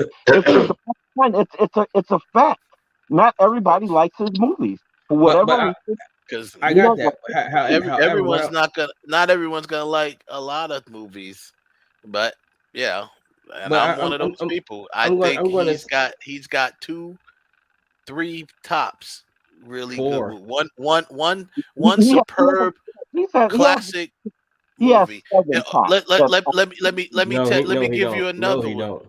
Let me give you another one. He got 3. I'm gonna go 4. After Earth, another garbage. After Earth, garbage. The Happening, garbage. After Earth was garbage. Wait, what was Earth was trash. After Earth was trash. Wait, what? After Earth, trash. Happening, trash. After Earth. Wait. What movie was? Happening, trash. After Earth. With Will Smith and his son. Jaden Smith. That's with Will Smith and his son. Garbage. That movie was garbage. That movie was great. That movie was terrible. Trash. The happening. Another good movie. Unfortunately, people didn't get it. Yeah. Wait a minute. Hold on a second. Cat, I gotta ask a question, right? Yeah, what is your criteria for a good movie? Because when we say something, you say it was a good movie. Y'all just didn't understand it. What is your criteria for a good movie? It was a good movie to me. My criteria stands up strong, motherfucker. What the fuck is you talking about? What's my criteria for a good movie? Because you never really say that the movie was bad. I gotta question it. What just because you see, I think this is my opinion of Kevin. Now Kevin can speak for Kevin, but I'm gonna speak for Kevin for a second. This is my interpretation of Kevin. M. Night Shyamalan. Y'all go question my movie. Everything is good. Bro, fuck you and your bullshit. You can't even judge. You can't even read a. You know what? Let me stop. Let me bring it down. I think this is funny. I'm sitting. Let me tell you something. Kev loves the movie going experience. If Kev had a good time at the movies, he thinks the movie was great. That don't mean the movie is great because you had a good time. No. Kev probably had. Kev probably went home, got some booty that night. Kev probably had a great night at the movies that day. Wrong answer. You're not gonna fucking clown me on here either. Wrong answer. Because first of all, there are a bunch of movies that fucking suck, like The Godfather. That shit, I fell asleep on that. Yeah, sure. And that's supposedly a great movie. Godfather 2 is the best one out of all of them. Yeah, well, that's arguable too. That's real debatable. That's very debatable. Godfather 3 is the worst, debatable. But that's a real debatable thing. Very debatable. Yeah. Very debatable. A lot of people agree with that. They agree. Yeah. They agree with Godfather 2 being one of few sequels that surpass the first, or as far as better than the first, or whatever. Yeah. But that's a matter of opinion. But just like apparently it's a matter of fucking opinion. Come on, it's the same thing. It is. But hey, we can go ahead and we can poll the audience. We can poll the audience. What do you think was better, The Happening or The Godfather? Yeah, let's go ahead and poll the 3 people that's in the chat room. The Happening or The Godfather? What was better? To me, like I said, that's why I call him M. Night Shyamalan. Someone said, "What's going on?" I'll tell you what's going on. We talking about M. Night Shyamalan, or I call him M. Night Shyamalan, and I just said that M. Night Shyamalan's best trick is just like, what's the devil's greatest trick? M. Night Shyamalan's greatest trick is making people believe he's a great filmmaker. So that's his greatest trick. But like I said, I give credit. I'm not gonna where say credit's he's due. a great. I'm gonna say, but he is a solid filmmaker. He's a solid filmmaker. He's not Solid. a great filmmaker. He's a solid filmmaker. He's solid. film. He's He's not a solid great- filmmaker. I'm not gonna give him great, but solid. Yes. I'll give him solid, because even out of the films that I don't like I said, I already said I like. He don't even have that many films, and I probably like a quarter of them. So Well, I'm sorry. I got a non-Halloween question. Okay. Yo, what is the deal with all of these kickers this season? They can't make field goals. Yo, don't ask me. My kicker sucks. Don't even get me started, bro. You about to light a fire up in here. Don't even get me started on my kicker. I'm sorry. Now we dude, can go back. We can go back to topic. I'm sorry. I can't even. Now you done messed me up, Kev. I Now- apologize. I apologize. My kicker was terrible. Okay, so he said, I'm working with Shyamalan in Philly. Oh, nice. Really? Dope. What are you doing with on the project? Can you tell us what the name of the movie is? Or at least tell us what you're doing. You make sure you tell M. Night Shyamalan that Kevin Yulee is out here representing hard. It's a show on Apple TV called The Servant. Very cool. All right. Can you express what you're doing on the project? Are you acting? Are you working behind the scenes? Very cool. Very cool. Yeah. Let him know that Kevin from Real Talk is really defending him over here, and hard. He definitely drank that Shyamalan Kool-Aid. Yeah, King of Wakanda over here. Oh, wow. So let's see. He said it's okay. So he just said it's Apple TV. So yeah, let us know if you can. Let us know what you're doing on it. You don't have to. I don't know how how much you can say. He probably can't say much. That's why he repeated the lesson. Right. That's all right. Well, so he's probably working on the corner. He's working on season 3 because season 1 and 2 already came on. Yeah. Okay. Cool. No, I'm sorry. He must be working on season 4. Damn, Maybe. season 4. Yeah. Yeah, I've never heard of it, but because I'm looking to see what it's about. Apple TV. I don't like Apple products, but Apple TV. Yeah.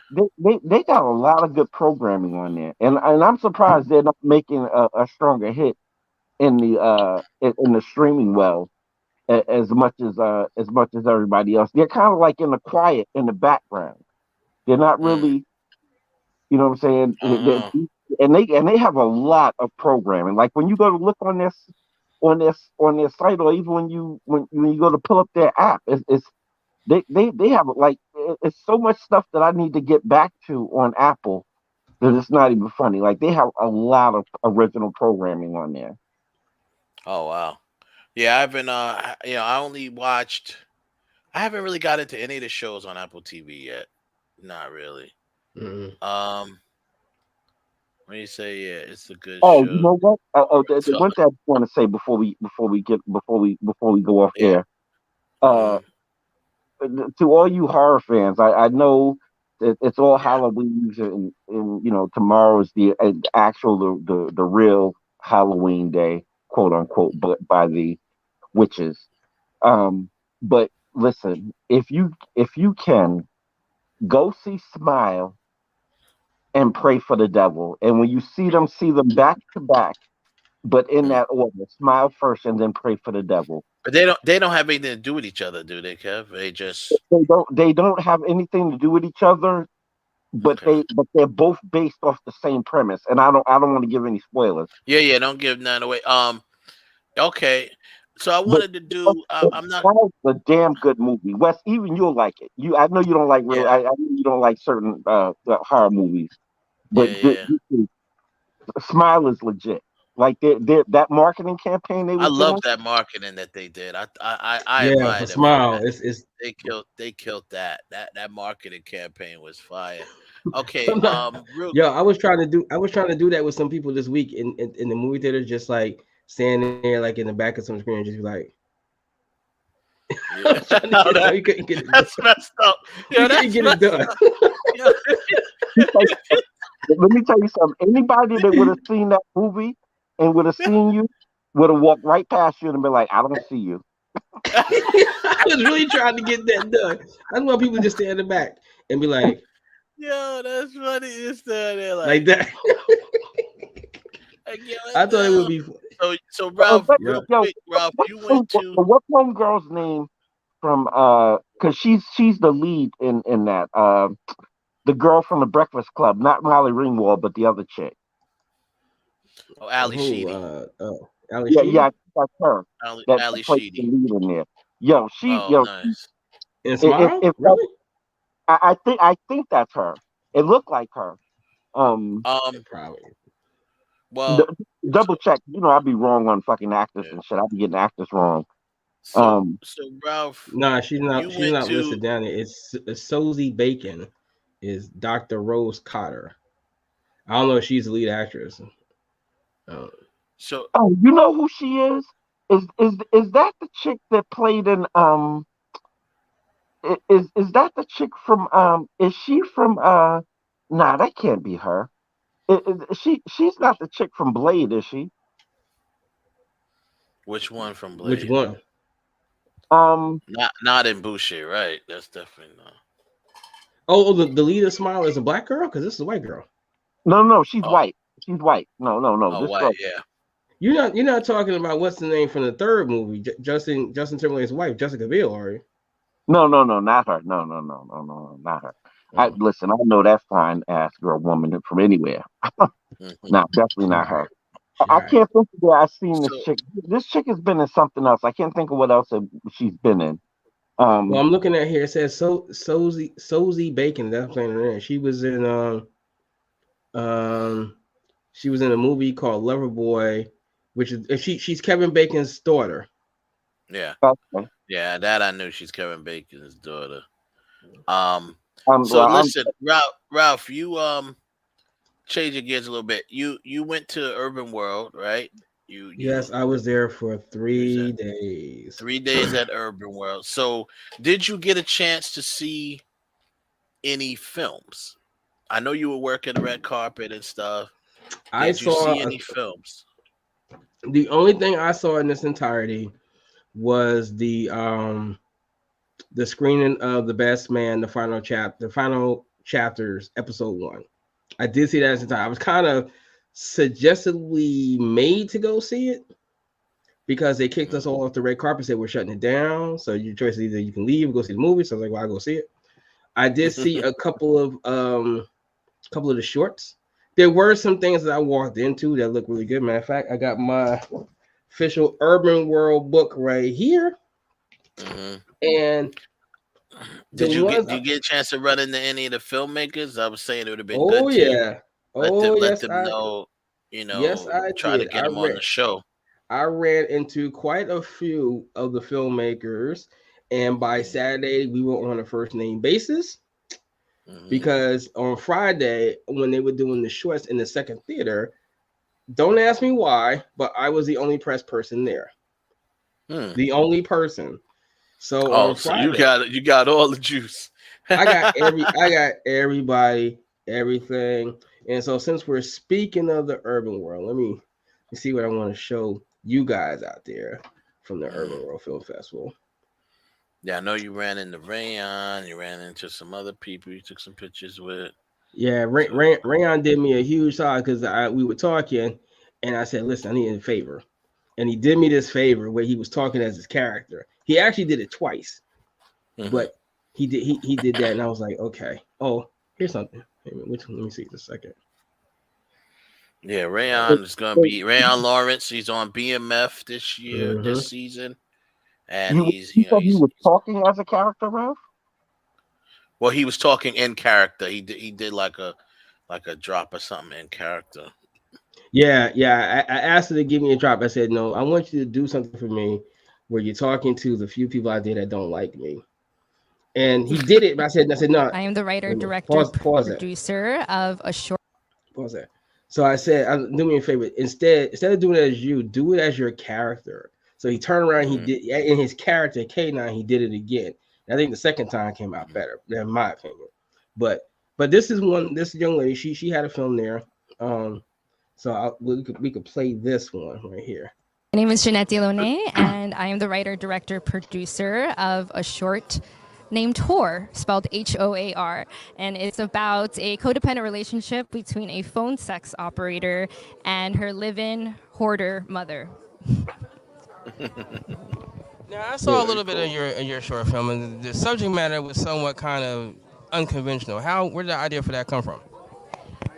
The idea really came from wanting to make a very contained piece that takes place maybe in one room, in a living room. And I was trying to figure out how to make that compelling. And at the same time, I was dealing with people close to me that were suffering from mental illness, and I was having codependent relationships with them as well. So I just tried to figure out how to make this compelling in a room. So how about I make generational difference, so a phone sex worker who's young and very sex positive, and she's dealing with her much more traditional mother who's dealing with a mental illness. So how do I make something interesting in a living room? I think that is always certainly the challenge, and you certainly have done it. I wanted to ask you something about the film, but the idea of her being a woman that was trying to be a sex worker sex worker, or if you want to say it, a phone sex operator, like that's the part that caught me, like, because that was a little bit different than the norm. Yeah, so I think with the phone sex worker who gets into Oxford University, it feels, I think because we never see things like that on screen, it feels a bit outrageous or sometimes even hard to believe. But when I was going to college, I went to Columbia University, there were students there doing sex work. Maybe not the type that we think of, like, maybe they weren't street walking, but at NYU, there were a lot of, there was, I think a study done just showing like a huge increase, at least when I was at NYU, with profiles that were made on like seeking arrangement or like finding a sugar daddy. So like it's actually very common. So yeah, when I wrote that character, I was just trying to be real and just try to show like a version of an intellectual or middle class person that I had met before. Yeah. Sex. All right, we'll have to discuss some more other things about that offsite, like who are these women, because I'm just curious. But please tell everybody where they can find you, and more importantly, where can they find your film at? So my film is just starting its film festival journey. Next up, it's at Official Latino. It'll be at a monthly screening at Holly Shorts, and pardon my pronunciation, it'll also be at Cucalores in North Carolina. So that will be within the next month. Okay, everybody. Well, make sure you check out her film, Whore, not what you think it is, Hoar, right? Once again, this is your boy Big Ralph. We're here at Urban World 2022, having a good time, and we'll bring in some more people. So we'll be right back. Very cool. I liked her. Cool. All right, cool. So maybe we could reach out to her and have her come on the show. Everybody, like I said, by Saturday, everybody was saying, "Hey, Ralph, what's going on? Can you take some more pictures?" Like, I got you. Yeah. I'm gonna show this one here. Now I think this one.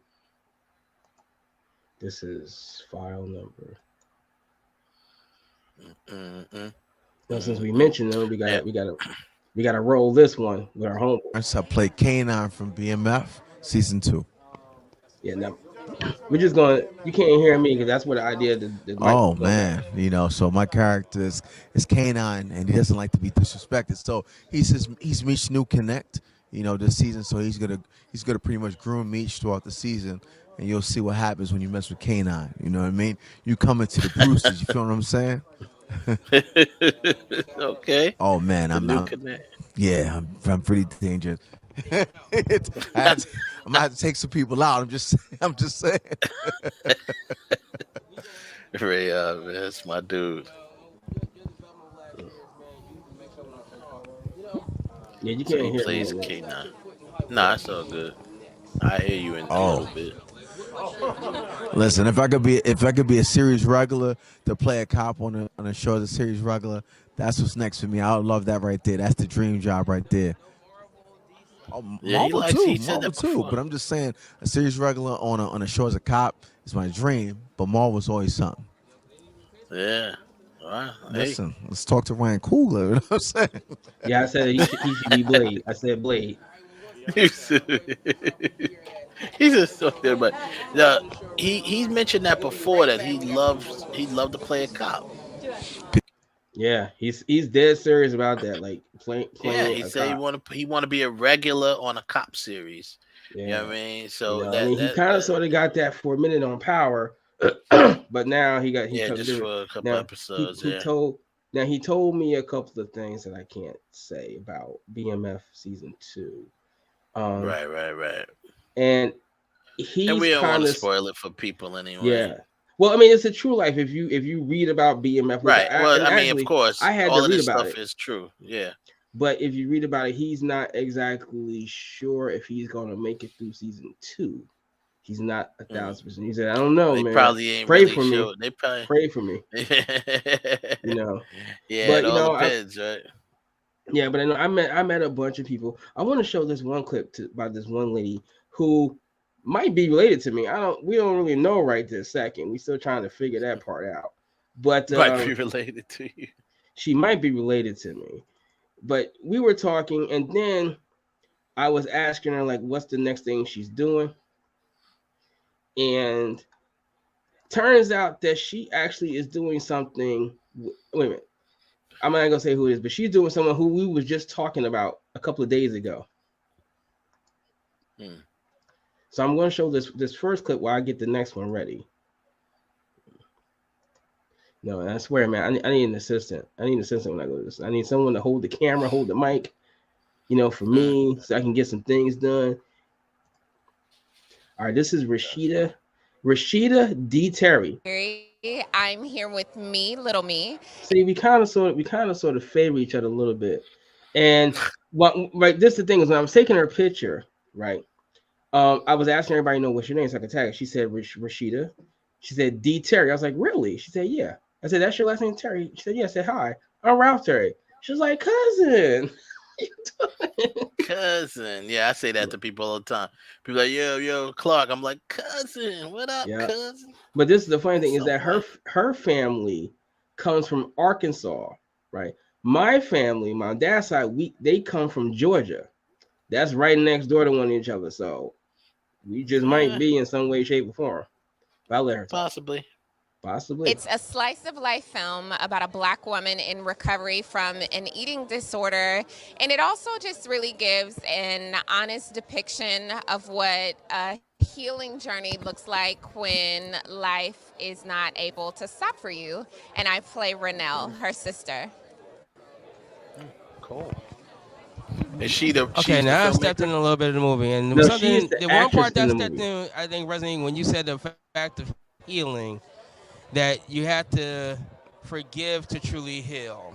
Now, I used to struggle with that one. I had a situation where it took a lot. How did where like that come from? Like, is it easy to forgive somebody? No. Let me clarify I that can was answer my that. character speaking and not me, all right? But to answer your question, it's not easy. I do think that it is a choice. It's not an easy space to arrive to. It's an everyday practice. It's an everyday pursuit. In Renelle's case, in that relationship, I don't want to give the movie away for those who haven't seen it, but her sense of urgency is just a little different due to certain life events, and I think like when you're kind of like stuck in that space between like past and future, when like when you're in the present looking towards the future but informed from experiences in your past, like you're forced to make a decision. And I think that that's where Renelle is. And I don't think she's striving to be dismissive or in any way of Maya, though it may tend to come off that way in making that statement. her sense of urgency is just different, and that's really all I can give. I'll just leave it at that and leave it to everyone else to see the film. That's right. We don't want any spoilers. Well, let everybody know where they can find you at. More importantly, where they can find Right now, we are kind of like on a festival circuit. We premiered at South by Southwest at the top of this year. We've kind of gone on to other festivals, so it is not available for public viewing yet, but you can follow the film's website at melittlemefilm.com. That's also our Instagram handle, Me Little Me Film. We post constant updates. My personal Instagram is Rashida D. Terry. That's RESHEDA D. Terry on Instagram. All right, then we're going to make sure we follow that. And once again, this is your boy Big Ralph. We're here at Urban World. All right, we're going to follow that. So that was the first part when we would talk, when I met her. And then when we were done, when we were sitting there, we were talking some more. But then she said something else that I was like, wait a minute.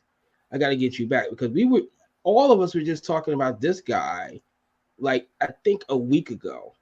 We had happened to mention his name. And so I was like, hold, we got to get you back on camera. So I'm going to let her say why. Why can't I control this? Okay. Profit organization that works to dismantle the prison system, specifically as it relates to like their telecommunication system for like inmates to be able to connect and speak with their families. So the PSA was centered around that, but his foundation, from what I'm aware of, just works to cultivate the next wave of, the next wave of young filmmakers. The director of this one was Jahan Patterson. He's a student at USC. This is his first year, but Nate does a lot of philanthropic work. So I hear that statement. I can't vouch for him because I can't say that I'm fully close with him, but he does a lot of groundwork, a lot of behind the scenes work that I can't say many people may be aware of. Now, see, I'm gonna pause it there, see, because she said that she just did something with Nate Parker, and it was funny. We had just mentioned him, and I have said to her, say no, because there's a lot of us out there that really feel like he got hosed big time when I can't say in 12 years, not 12 years, Birth of a Nation came out. But since that whole thing happened, you really haven't heard anything from Nate Parker. He's relatively been laying low. So for her, of all the people to say that I just did something with Nate Parker, I was like, wow, really? That's cool. That was cool. And there was some other folks that met, but I'm gonna play this because one of the people that I met out there is friend to not the show, but someone that Wes worked with on a different project. So when I happened to see her, I was coming out of The Best Man, and she was on the red carpet. Well, what was left of the red carpet, because the background was there, but she was just there taking pictures. I was like, oh my God. So I saw her, which is Persia White from Girlfriends, and I told her who I was and who I worked. She was like, Wes Clark, really? She's like, well, what is he doing? Where is he? Is he here? I was like, no, he's not here. But she would have been happy to see you if you were there. Yeah. And she's like, I'm looking for. And so then I told her what we're doing. And she was like, why didn't she cried, and she said, why didn't you guys do that when I needed someone to boost my spirits? Where was y'all? With the tournament and stuff. With the tournament. Like, where were y'all there when I needed someone to boost my spirits? But that was okay. But she made something specifically for you. So we're gonna roll that. And hold up.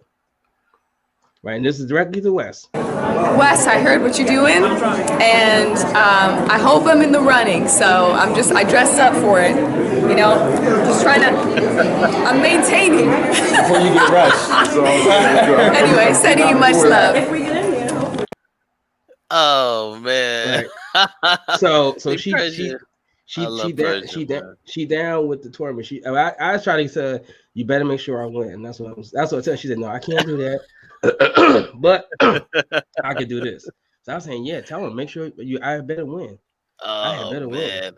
Let me tell you, man. Like I said, I told you my story with Persia, man, and I love her, man. She was such a pleasure to work with. I hope to work with her again. I'm gonna have to now I'm fresh Reach in her out to her. mind. I'm gonna have to reach out to her. I told her what she was working on. She says, "Well, I'm always down to do something. So Yeah. if you need That's someone my on girl, man. Groupies, you got the right That's girl. my girl. That's my girl, man. I'm definitely gonna hit her up because I'm like, cause I know that I'm friends with her on social media. We just haven't spoke much on social media. Like last time we might have spoke on social media, she might have wished me a happy birthday, or I did vice versa or whatever. But yeah, I love Persia, man. I love. Well, She's such a great aura to be around too. She has a very good she has a very good spirit, man. I really like her. Really now have she fun was with her. there because she was part of the original screenplay selections for a film called Adult Adolescent. Now I don't know if this because I didn't see this listed down here as far as the film. So Nikita, it must what's have, up, baby? hey Nikita. So it must have been Yeah. something that she wrote that they looked at and said, "Ooh, this is good." So perhaps next year she'll come back and Yeah, I But love Persia, man. I want to get I'd love her to come on the show and I hang out with us. gave her Did you my plug card. it? I said, listen, we would love to have you come on the show one night.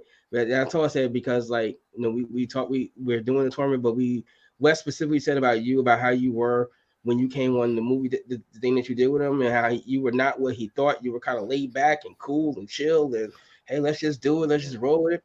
And he was like, I just got to be like that sometimes. So I was like, you know what, man? You know what? I think I almost called her Lynn. I was like, you know what, Lynn? I just wanted to call her Lynn. I wanted to call her Lynn. But the show there was during Urban World Film Festival, there was two which you had the opening night movie. The opening night movie, because see, I was not present for the opening night movie. But the opening night movie was Devotion with Jonathan Major. That opened on Wednesday. Thursday night, the big deal was Say Hey Willie Mays. It's a documentary done by Nelson George about Willie Mays, the baseball player. But on that carpet, not only did he come, he also Colin Hanks, who's Tom Hanks' son, showed up. The producer showed up. Okay. That's dope. Oh my God, Bob Costas showed up, which I was like, wow, that's Bob Costas. Bob Costas came on the red carpet. I was like, ho, you can't leave. You can't leave. You're Bob Costas. So you had to get some pictures of him. Don't you love when people? You gotta love when people tell am. you who you are. You're Bob Costas, right? I know. But the crown jewel of the weekend was the screening of The Best Man, the final chapters. Now, what this is they took the movie The Best Man and they adapted it into a television series. Now, the entire cast from the film, minus Monica Calhoun, who played Mia because she died in the movie, the entire cast is in this TV series. And if you remember The Best Man, and more importantly, it's really both. Best Man, the Best Man holiday, it ends with the Terrence Howard character Q saying he was going to get married. So we now fast forward in years later, you see what happened to all the characters. Where now Q is getting ready to become married. You see the person who he's to get married, right? But part of the subplot is how they all dealt with Mia's death. And of course, the one person that struggled with it is Lance, her husband. Obviously. He's clearly struggling with it, right? Yeah. But the other subplot, which is the more important plot, is that if you remember the first movie, that all the drama happened between Lance and Taye Diggs' character is because of that book that he wrote, right? Right. So what happens is that in the series, Taye Diggs' character gets an option to turn that book into a movie. So while they're there at this resort where Q is getting married, he decides that I don't want anybody to get sidelined of this, so I'm going to ask them all, how do they feel about that book being turned into a movie? And of course, some are very pleased, some are not pleased because it drags up all the stuff from the past all over again. And now it's on the big screen for the world to see. But while we were sitting there after the screening, there was a brief Q&A. So I think we could play that one. I don't think it got split in half. It didn't get split in half because I had to stop it for it. Oh yeah, I had to stop it because during it they showed a trailer, like a clip from it or whatever. Yeah. Yeah. So I couldn't play so they that had to stop it. Yeah. Yes, I had to start recording, so we can play this part first. It tells you a little bit about the idea, turn it into. Can you hear us? This one's on. Do you need a hot mic? Oh, there you go. There we go.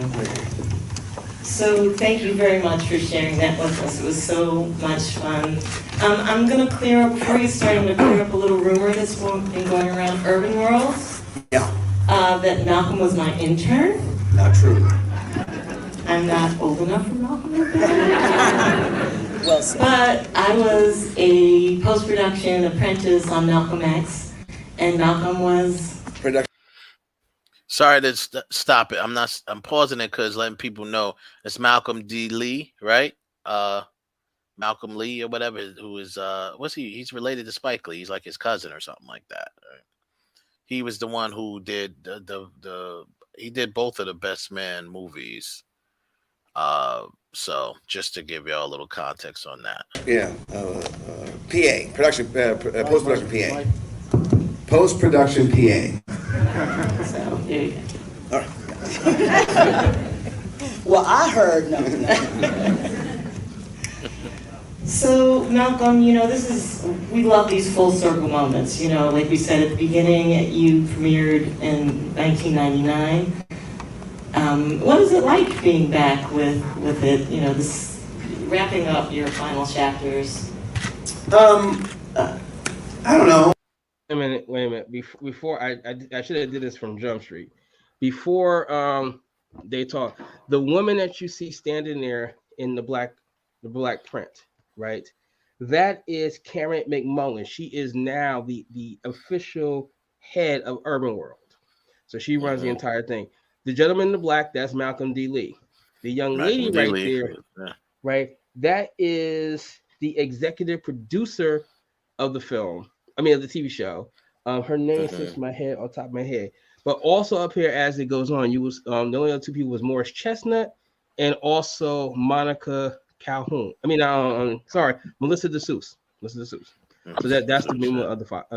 Like it feels good. I mean, it was great. Like I said at the beginning, Urban World was very integral in getting us to a #1 box office that year. And it was screened as a work in progress. And for those of you old enough to have experienced having handled film, that's a little bit dangerous. But it happens all the time. But it was a work in progress. It wasn't a finished film. It wasn't fully mixed.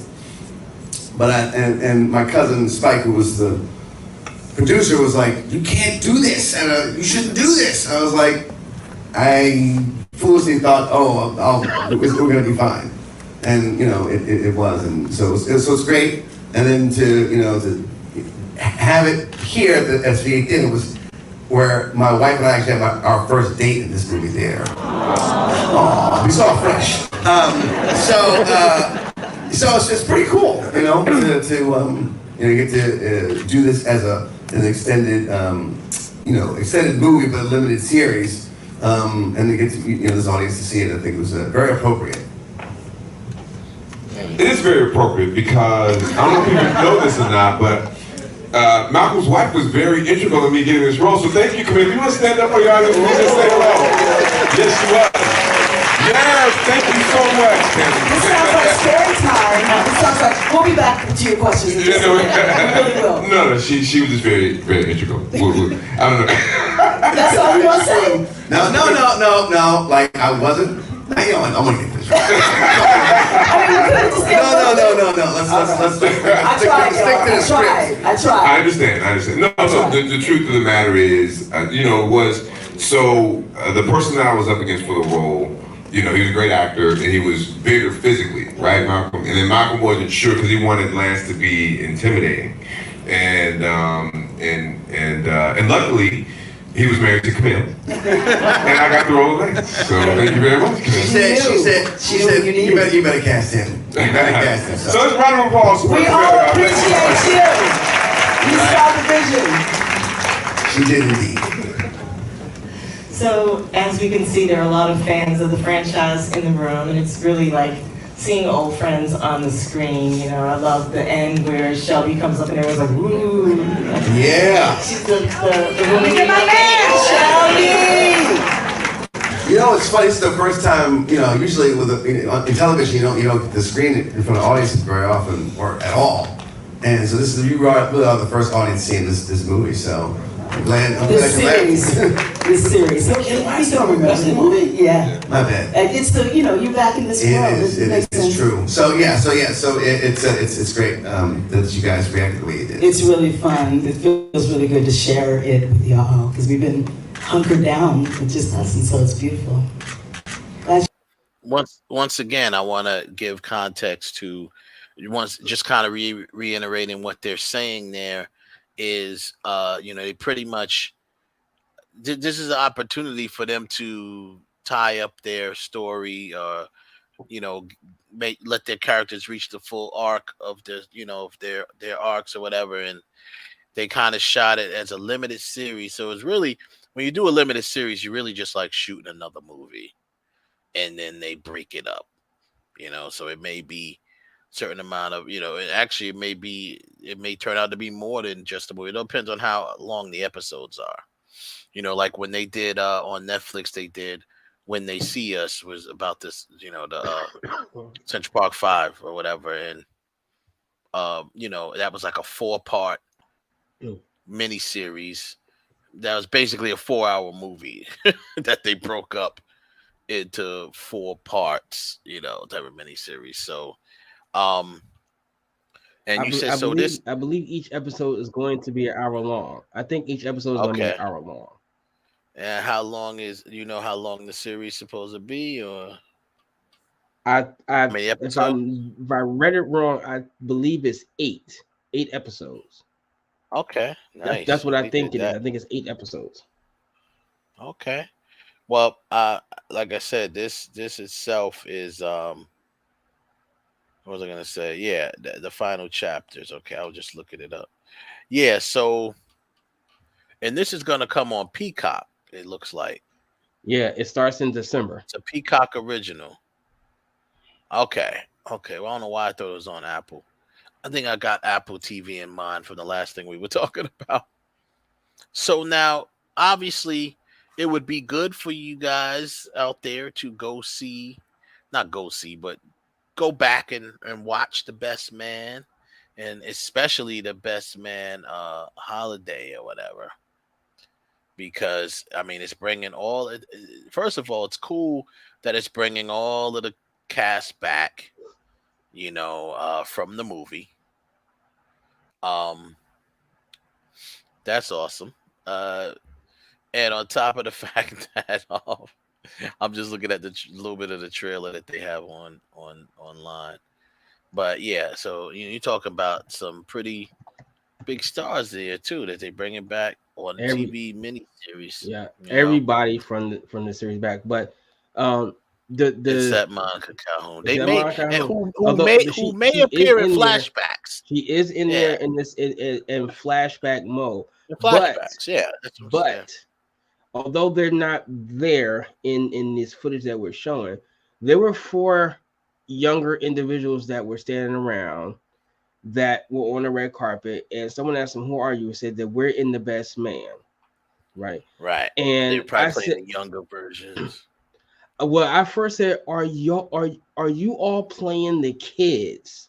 Because the kids would be grown. They were like, "No, we're playing the younger versions of the main characters." So you had the young Shelby, the young Mia, the all 3 of the younger versions, and I think you have a younger version of Harold Pettinew's character is a younger version of him. So it was 4 guys. 3 girls, 1 guy, right? So all the younger characters were not there. And I think I'm sorry. The guy that was there, he's playing Morris Chestnut's son, who is now grown. Okay. Right? Yeah. But there's going to be younger versions of all of them, which I'm assuming that the as I said, that his first book will be turned into a movie. That either these are because the movie actually does get shot in the film series, or for flashback purposes, these are the actors that are going to play them from flashbacks. So one way or the other, they're in there some kind of way. I just don't know how yet. And then they're not saying how they got why they're in there, but they're in there.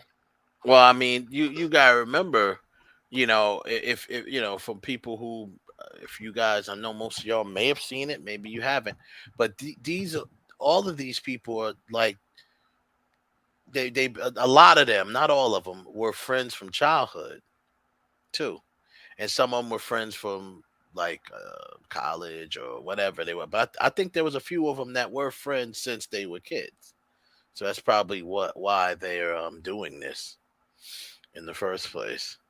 So like it don't give you much information on IMDb because they have all the whole squad from the original crew and they just have unknown episodes. They don't know how many Right. episodes And they're think, in. and I They're not think I all in think every that episode. I doubt it. yeah, and I think they're doing that specifically to not let people know that because I mean, if I wasn't there, you wouldn't even know what the whole story was. But I think that's a strategy for you not to know who they all are and who they're playing. But right, and I was trying to get Morris Chestnut because I was talking to somebody and I was saying what we had talked about the movies that you should see to earn your black card, right? And I was talking to one woman about that when she started listing her 5 movies that she's seen that you should have saw to earn a black card. I wanted to ask Morris Chestnut because I want to ask, like, is The Best Man? Do you think The Best Man is certainly one of those movies that it's a must that you either seen it or perhaps even own it, right? Because and then she said, well, what about if you own the movie? I was like, you know what? That might even be a better thing if you actually own the movie, not caught it off, maybe not recorded off TV, but you actually went out there and bought the film and it's part of your collection. Because everybody has some kind of movie collection, whether it is DVD, VHS, Blu-ray. Everybody got some kind of movie collection, right? But just the fact I wanted to ask him, because I mean, let's be real, Morris Chestnut has been in quite a few. He's in 2 of the movies that we said was on that list. The Best Man and Boys in the Hood. He's in it. Yeah. So, what I was just kind of curious from him and certainly Malcolm, what are their top 5 movies that you would have had to see to earn your black card? But we never got a chance because they got, and we ain't gonna talk about the stuff on the red carpet because I got mobbed on the red carpet when they walked in the building because everybody decided they wanted to come down to the red carpet, and it got to the point I had to tell people, said, listen, all y'all need to back up off me. Back up. Yeah, at the time you was the only press there, or there was more press there for this?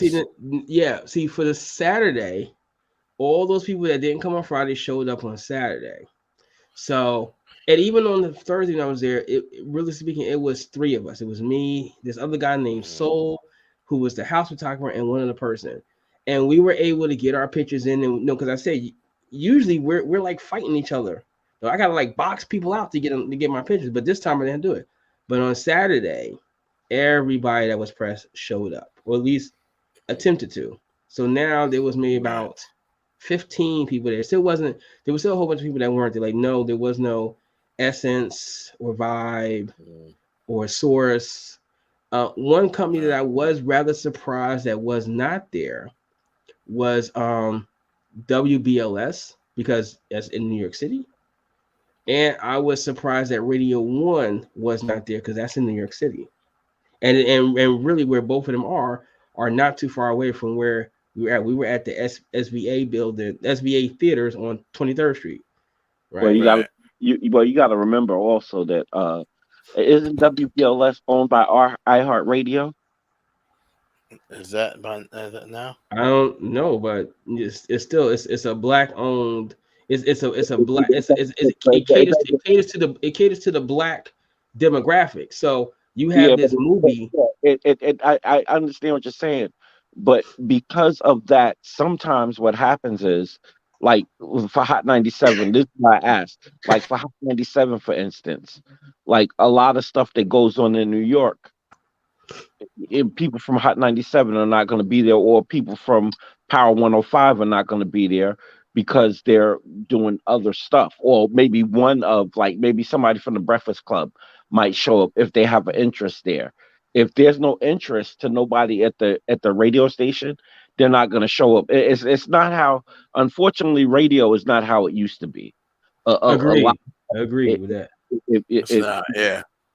You know, a But I lot mean, of if it's not like it used to be like stuff like that, the radio station had an interest in it.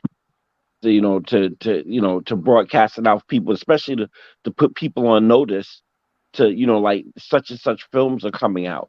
Like none of these people for that thing to be happening in New York, none of those people were I don't remember none of them being on the radio last week on any of the well, it's radio. not. It's not out yet. It doesn't actually come on Peacock until December. So No, I meant the actual Urban World thing.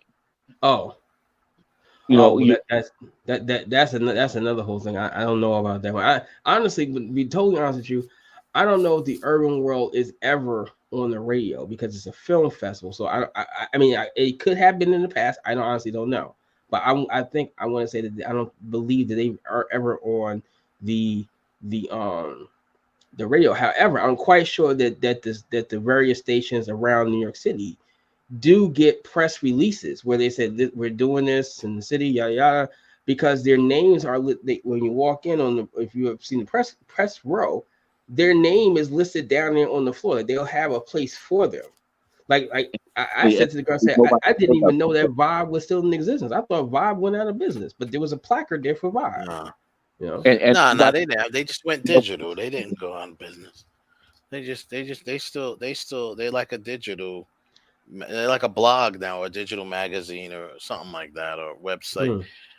Most of them did that because a couple of years ago, Vibe went from because I used to get their magazines, and they went from monthly to bi-monthly to just non-existent quarterly, and then I haven't gotten a Vibe magazine in like years, but I'm saying I was just surprised for some entities were just not there or were supposed to come and did show up, and I said those two, and I mean I could say the same thing for Essence.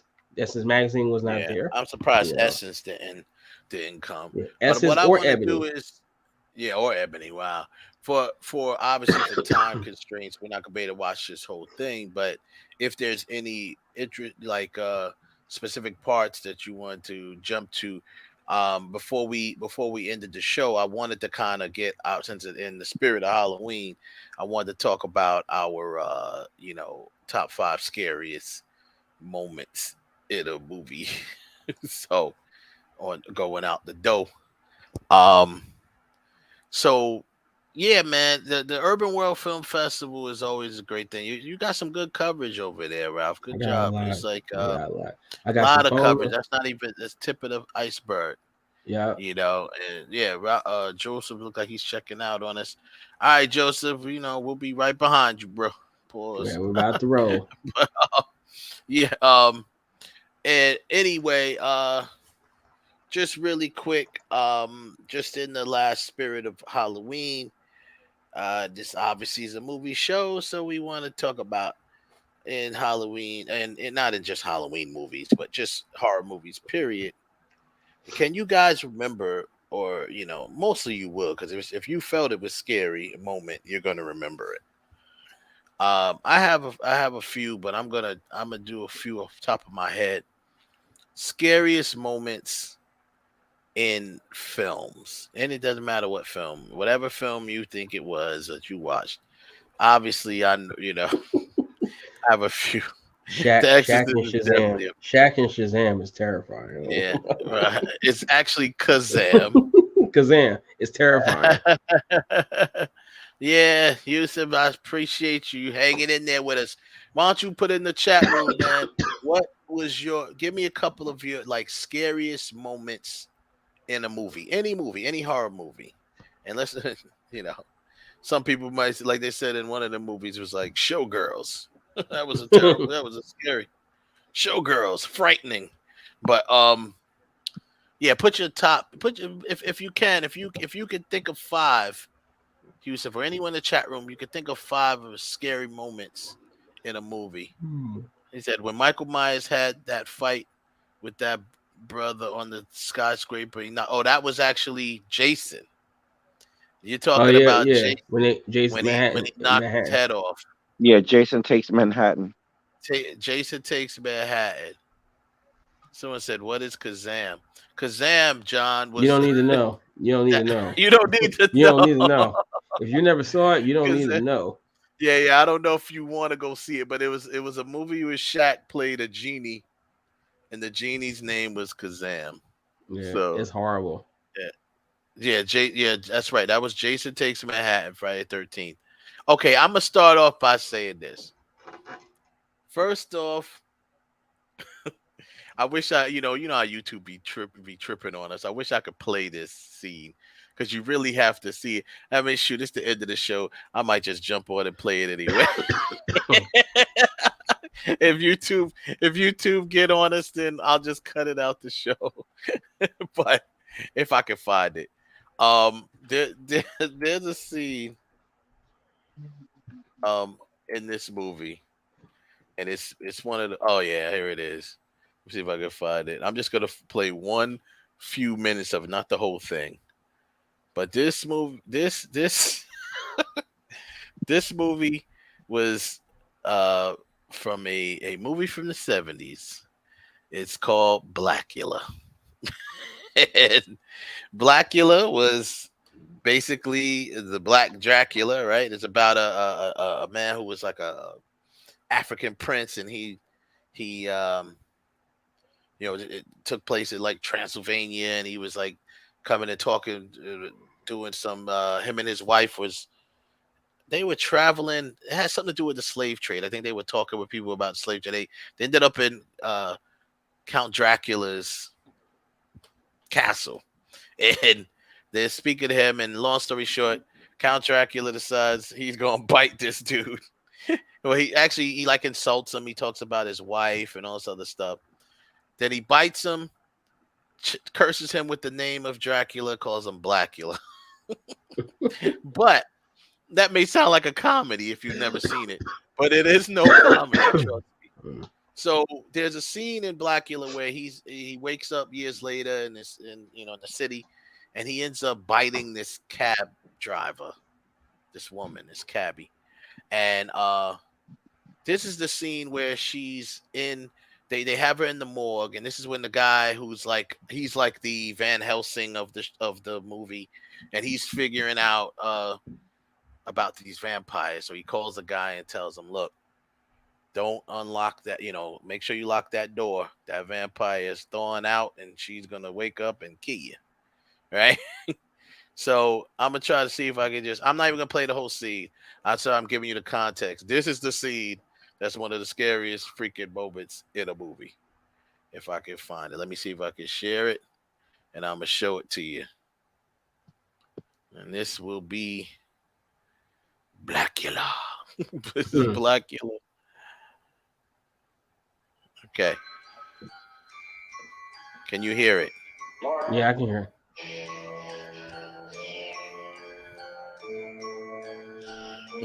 YouTube is gonna be mad at me, but I had to show this part because it's just frightening. I can't really explain it.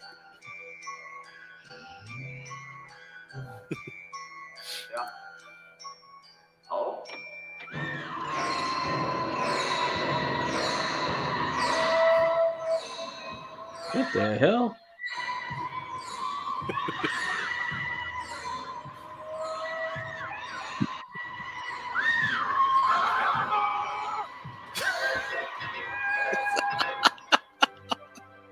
Yeah.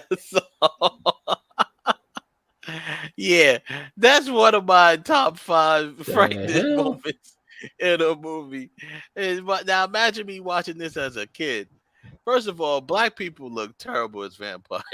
I have to say that. Vampires, especially the way they had them in that movie, boy, they looked bad. They looked scary.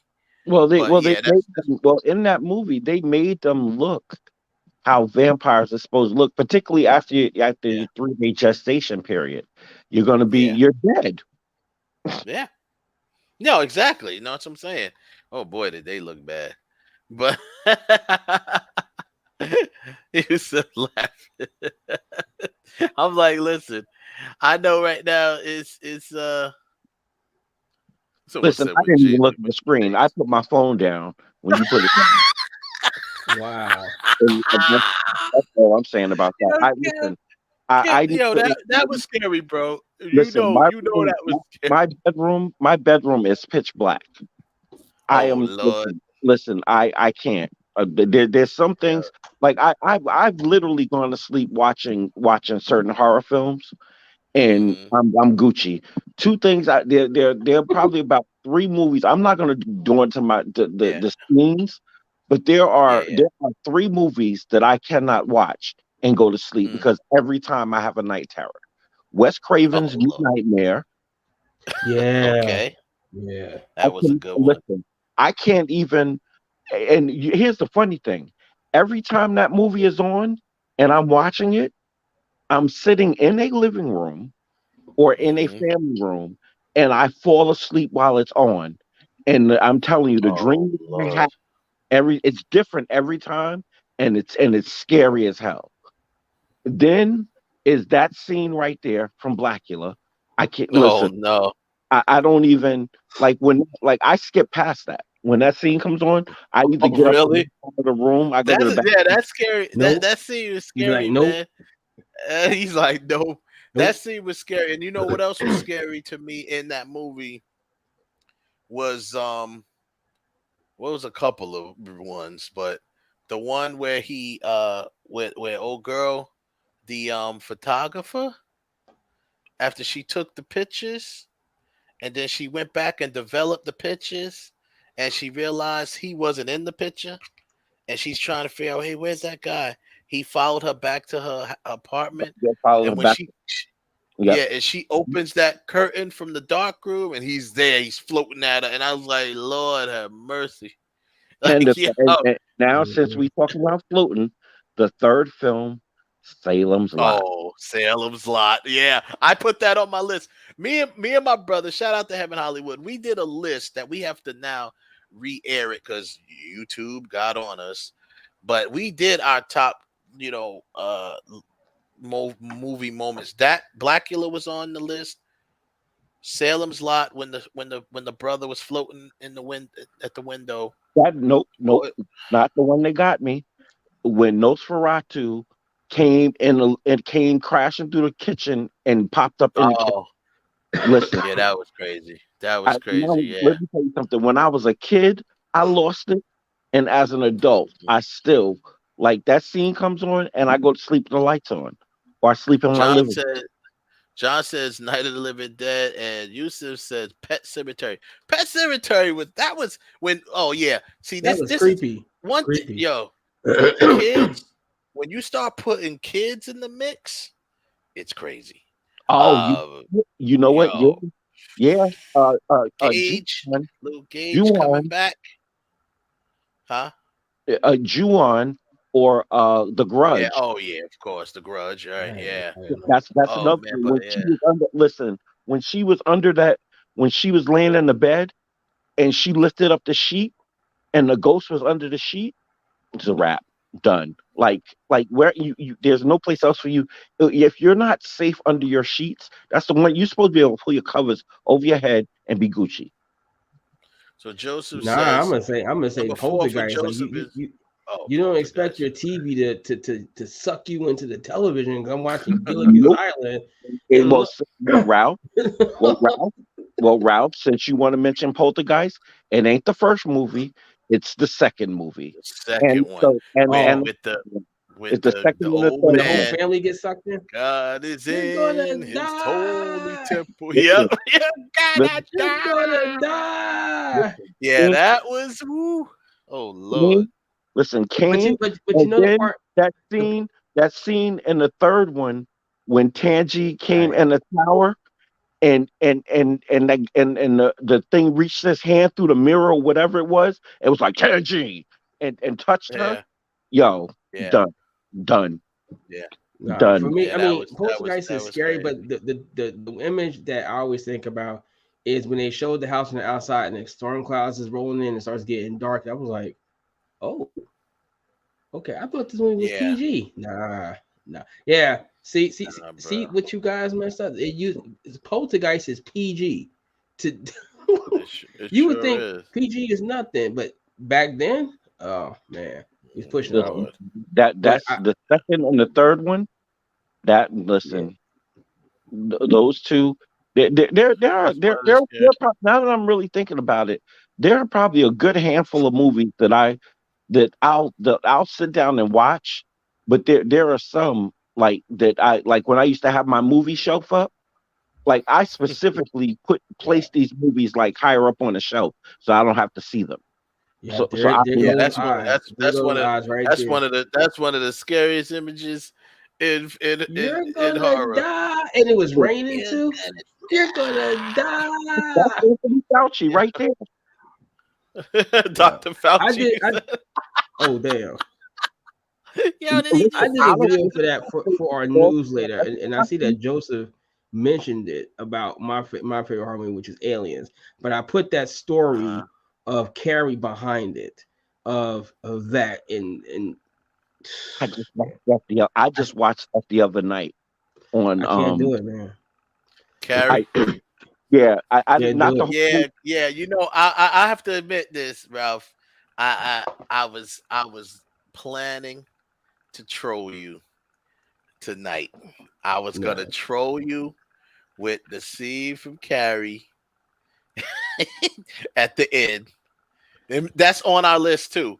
That's one of the most frightening moments in a movie. When the hand comes When out the she ground, oh goes- my yeah, god! when she goes to put the flowers there, and it's like, and you're like, oh my god! And then on top of that, it's flashing back from a person that was really grabbing her hand because she was like trying to shake her. It's like, yo, that scene, and actually, I have to say, in the first Friday the 13th, Yep, when exactly. That's Jason exactly. I was jumps just out of the because that's where they water. stole it from. That's where they stole. Yeah. It from. They stole that. They stole that from Carrie. They used that nice mellow music and made you It's all think that nice everything and was just fine. calm. The water is calm. The sun is out. But guess what? Oh, nah, nah, bitch, you ain't going nowhere. You ain't going. You ain't leaving out Now here. pulled her in there. That was what about the boy? We didn't find any boy, ma'am. She's like, then he's still out there. I'm like, And, oh and Lord. that's what. But look, if you ever watch, if back in the day, if you ever watch Friday the 13th back to back, I watched it back to back on HBO while I was down in Memphis. And I was up in the middle of the night. My Aunt Ruth and my great grandmother, they used to sleep with red lights on. I don't know what the hell their What the problem fuck? was, but it was just weird. But we would sit in because the cable was only in one room. It was in Ruth's room. So when you had to watch a movie, we all sat in Ruth's room and watched it. And I remember sitting in there and watching the first Friday the 13th and the second Friday the 13th back to back. I was horrified, especially the second one. The second one was my favorite because I fell in love with Amy Steele. And the second one was better than the first one, or just as good. But that opening scene with homegirl in her kitchen, and I'm like, Jason followed her all the way to her crib as a grown, like he was a kid when that happened. So Grew up somehow, overnight. grown man. Which scene from which one? Part 2? Yeah, part 2. Okay. Yeah. And he followed her. Somehow, listen. I didn't know Jason had phone book skills. He had detective skills. And Nah. listen, Jason, the detective, found this chick at her crib, took her hat off, and put it in her fridge. I was like, God damn. Yeah, I mean, some of my scenes, like I certainly the end of Paranormal Activity when the body comes to the camera, that's like, oh yeah, I was like, even though it's not really a horror movie, but I'm gonna say Jurassic Park when the T-Rex comes on the scene, when he walks in front of the camera, you're like, holy shit, How? What? You know what, Ralph? You know what? Screw you, Ralph. Because you know what? And screw you, but screw me for telling. Since we're talking, you mentioned Jurassic Park, right? That's what scared you. Now I don't feel so bad. I Why? used to, up until recently, up until the recent Godzilla movies and King Kong movies, I couldn't watch those movies at nighttime. I had to watch them during the day, and I can only watch them during Thanksgiving because I would have nightmares about Godzilla chasing me through backyards. That's hilarious. Through backyards. Yo, Yeah. That's fair. I'm gonna give you another. I'm gonna give you another one. Frightening moment in a movie. The end of Raising Cain. Oh yeah. Remember Raising Cain when Yeah. the little girl goes and she's like, I saw daddy. And she's like, daddy's no here no more. And then she bends down to pick that, and he's standing there as a woman with the whole wig on and makeup. Lord of mercy. Yeah. That messed me up, bro. I was like, whoa. You know what's funny? That was scary. That was scary. You know what's funny? When I was at Exotica last week, I was asking certain people like what was their favorite horror movie. And a lot of them said Scream. But one girl, she hit me with The Strangers. And I was like, The Strangers? She said, yeah, with Liv Tyler. That was frightening. That end scene when they thought she was dead, bro. And she started screaming. That was a good movie. Very underrated, but very good. That movie was frightening too. Is that the movie with Cyclops? Huh? Is Strangers? Is that the movie with Cyclops? No, that's the one where like her and her man are in some cabin, and I think they're going through a divorce, and these three people kind of like mentally attack them. They show up. That's the one with Cyclops. That's the dude that plays Cyclops, right? Oh, it is. I don't know. Might have been. Yeah, I can't remember his name. I always call him Cyclops. But it's the line that they said. She said, "Why are you doing this?" And like, because you're home. Because you're home. Like really? Like because you're home? What the hell? That's just like Richard Pryor had a joke. Richard Pryor used to talk about penitentiaries. He said, I did this movie in this penitentiary. He said, and I tell you now, thank God we have penitentiaries. He was like, yo, there's a dude that he met. He said, I said, yo, why did you kill everyone in the house? They was home. They was home. That's so scary. That's scary. Oh, it's a good one, John. The people under the stairs. Yeah. I liked it. I liked the Prince of Darkness, and there was this one scene when they were trying to get out the house, and the body just starts crumbling down on itself. Yeah. And it's like, yeah. Then it goes, and I was like, holy shit! What am I watching? That movie was crazy from jump. Yeah, and you know what makes it creepy? The soundtrack to that John Carter movie makes it creepy because it's like this pumping beat going on throughout the entire thing that's freaking you the hell out. Man. Yeah, and I'm gonna tell you. Speaking of that, also we go to John Carpenter's Vampires when Valak is chasing them. Yeah, with that whole scene. I am off this. There's nothing else to talk about. No.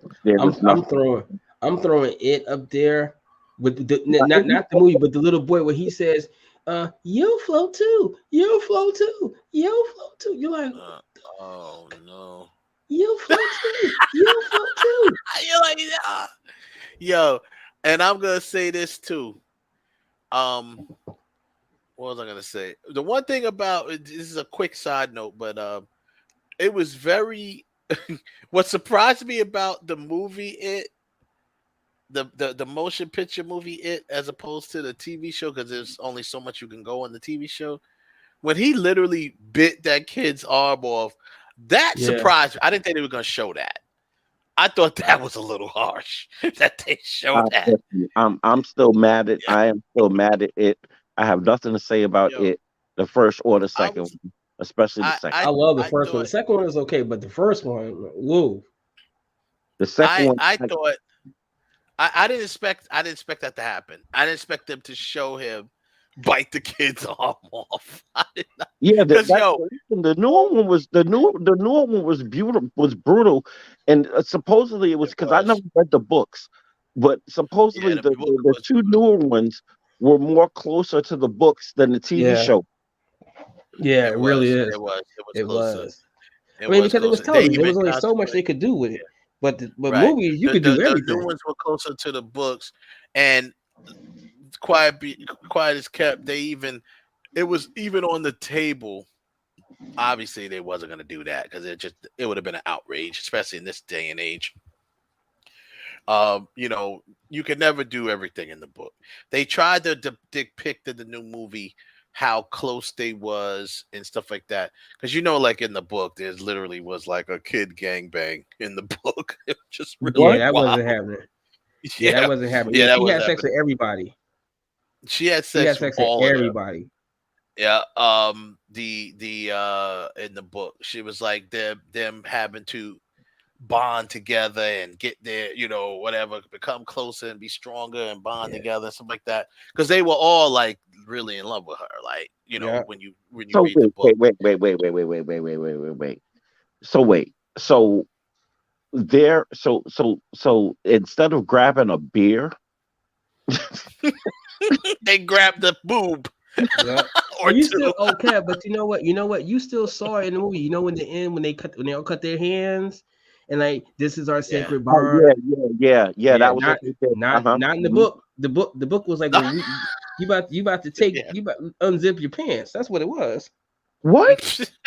Yeah. In the book, they definitely their way of bonding together was she pretty much banged all of them. Yeah, Stephen King is officially a perv. I can't. I'm done. That's pretty well. I mean, they're teenagers. They would look little preteens and teenagers. Listen, I don't. I'm just saying. There's just listen. I'm just saying. Listen. I don't care. There's just certain things. I don't know. Just me as an adult. There's just certain things like I'm not about to write a book about teenagers and then about to throw like even the stuff that I experienced as a kid, and I was a teenager when it happened. I'm not about to write a book about that now, and that's pervy to me. I don't know. Maybe it's just me. Listen. That ain't no. If I put in a book, right? If I put in a book what I did as a teenager, people with heads. We all going to jail. We all going to jail. Going to jail. We all going to jail. And that. Well, she ain't 24 now, but that 24-year-old woman that took my virginity, and I was like 11. They'd be hunting her down. It'd be a witch hunt right now. They'd be like, "Where is she? Get her! She's a rapist." But but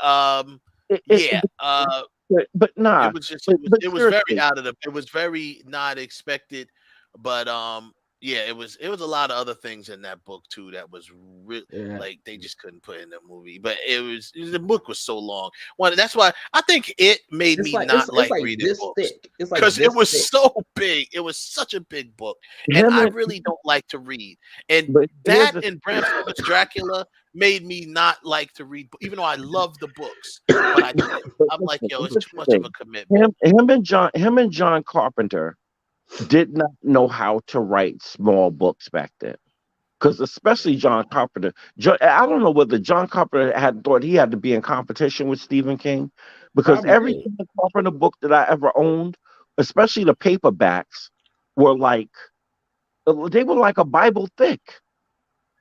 Like I just couldn't understand. I'm like, why is this book this long? Like, I want to get in and get out. Yeah, no, exactly. Like I said, the kids got in Dracula, got in and got out, got in. What made Bram Stoker's Dracula the book kind of creepy is because it's written in first person. So Person. it's like it's written in Jonathan Harker's perspective.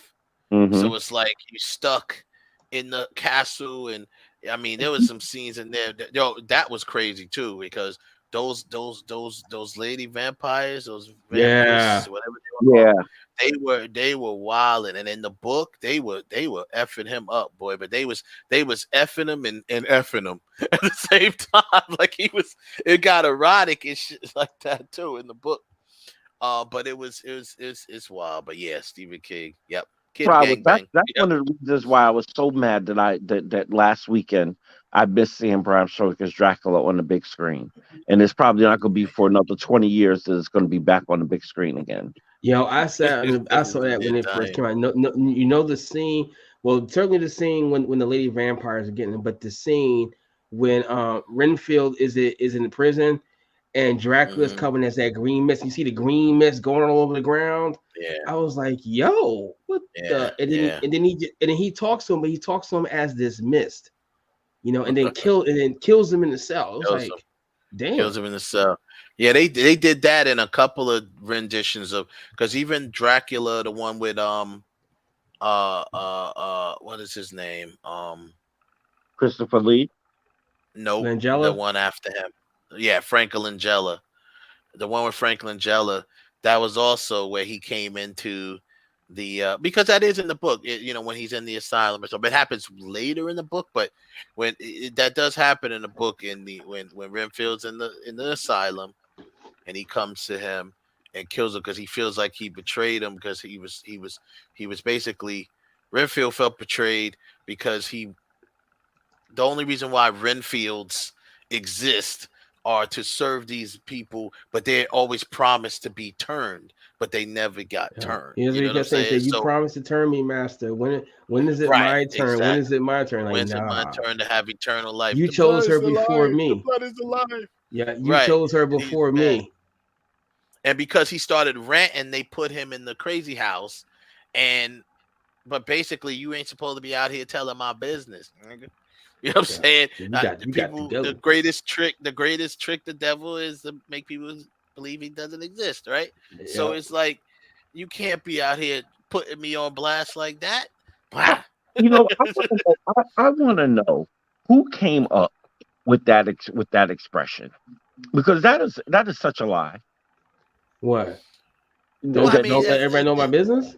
No, the greatest trick the devil ever pulled is to make everybody think that he didn't exist. Like, well, I mean, it makes sense though. I mean, it still makes sense. It all depends. That's all of a matter of opinion, whether it's a lie and that. It still makes sense though, because they basically saying that's. I mean, you could use the devil, you can use anybody in that point. The whole point is, yeah. The whole point of that is the greatest trick the devil is make people think he doesn't exist, because if you don't think he exists, he move quicker. You move better in anonymity. behind the scenes. Yeah. Yeah, Look at that Dahmer TV show. Nobody really, except for the lady who had an idea. Nobody really knew that he was killing and eating people. No, but you know why? Because he kept going back to the same club. People was like, "Hey, how you doing?" If you found out some dude in your hiding in plain nightclub, sight. Yeah, was taking people home, drugging them, killing them, and eating them. Would you go back to that spot? But here's the thing. But here's the thing with that though, and this is the thing that makes it that it doesn't make it terrifying, but this should, like, anybody who doesn't understand white privilege needs to watch Dahmer, and you'll totally get what white privilege is. Like, literally, this dude was getting away with killing people because of his privilege, because the cops would not believe that a white man was actually, let alone sleeping with underage kids, but he was also killing black people. Like, why would a white man in this day and age be killing black people? And he lives here in the neighborhood. Why would he do that? Duh. Why else would he do it? Because y'all not coming looking for him. Yeah. Well, I mean, exactly. It's like, he tried to kill me. Are you sure? Yeah, I'm sure. Yeah, sure. He turned to you and be like, Did you try to kill him? No. Okay. He This didn't. what this wasn't like a lover spat or he owed Right. you Yeah. money or Yeah. I mean something. that whole Nah, he thing. tried to I eat definitely me. tell people And then gave check the Dom gave out. to him like, here, take him. Gave him Yeah. right back. Yeah. That's that. Dama was greatly done, but people just need to stop being dummies and wearing Yeah. costumes and stuff like that. And that's just I mean, retarded. I saw it, I mean, and it's dumb. frankly, But I saw it, and I didn't get a chance to say this last week. I I'm saw sorry, Dahmer, I and don't mean to cut you off, Ralph. Hold on to your point, Ralph. But again, Wes, your point about the costumes, again, that points to white privilege because they don't get. Because guess what? If that was anybody else killing little white kids, that costume wouldn't be in stores. nope, Hmm. Yeah, I can't believe it that would they have been even put burnt. that in stores from the beginning. It's just crazy that was even. So I Again, can see white if privilege. people make their own costumes, that's different. It's still effed up.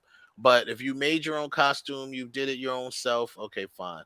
But to sell that in the Like store this. is Have you just ever heard of ludicrous. Have you ever heard of a Manson car costume being in stores? Have you ever A heard of what? a Son of Sam costume being in Man, stores? You might, Manson. like you said, there might have been people that might have been stupid enough to dress up as the Son of Sam, Yeah, but you right. never heard of no David Berkowitz costume being in the No. being in the in the stores. The same thing Yeah. with what's it with the John Manson. You never seen no costume No. with him Yeah. and people. Why? Yeah. Because that shit affected white people. Right. Yeah, Manson is solely directly responsible for Sharon Tate getting killed. Hmm. Yeah, stuff like that. He's really, yeah. So I'm glad you. He said, "I'm glad you brought that up." I called Cap on that anti-Semitic stuff. Yeah. It, it They ain't let me it tell you, ain't man. cap. It's not cap. Ain't nothing cap about it. They, It's 100% a fact. Ain't nothing cap about right. it. Yeah. They.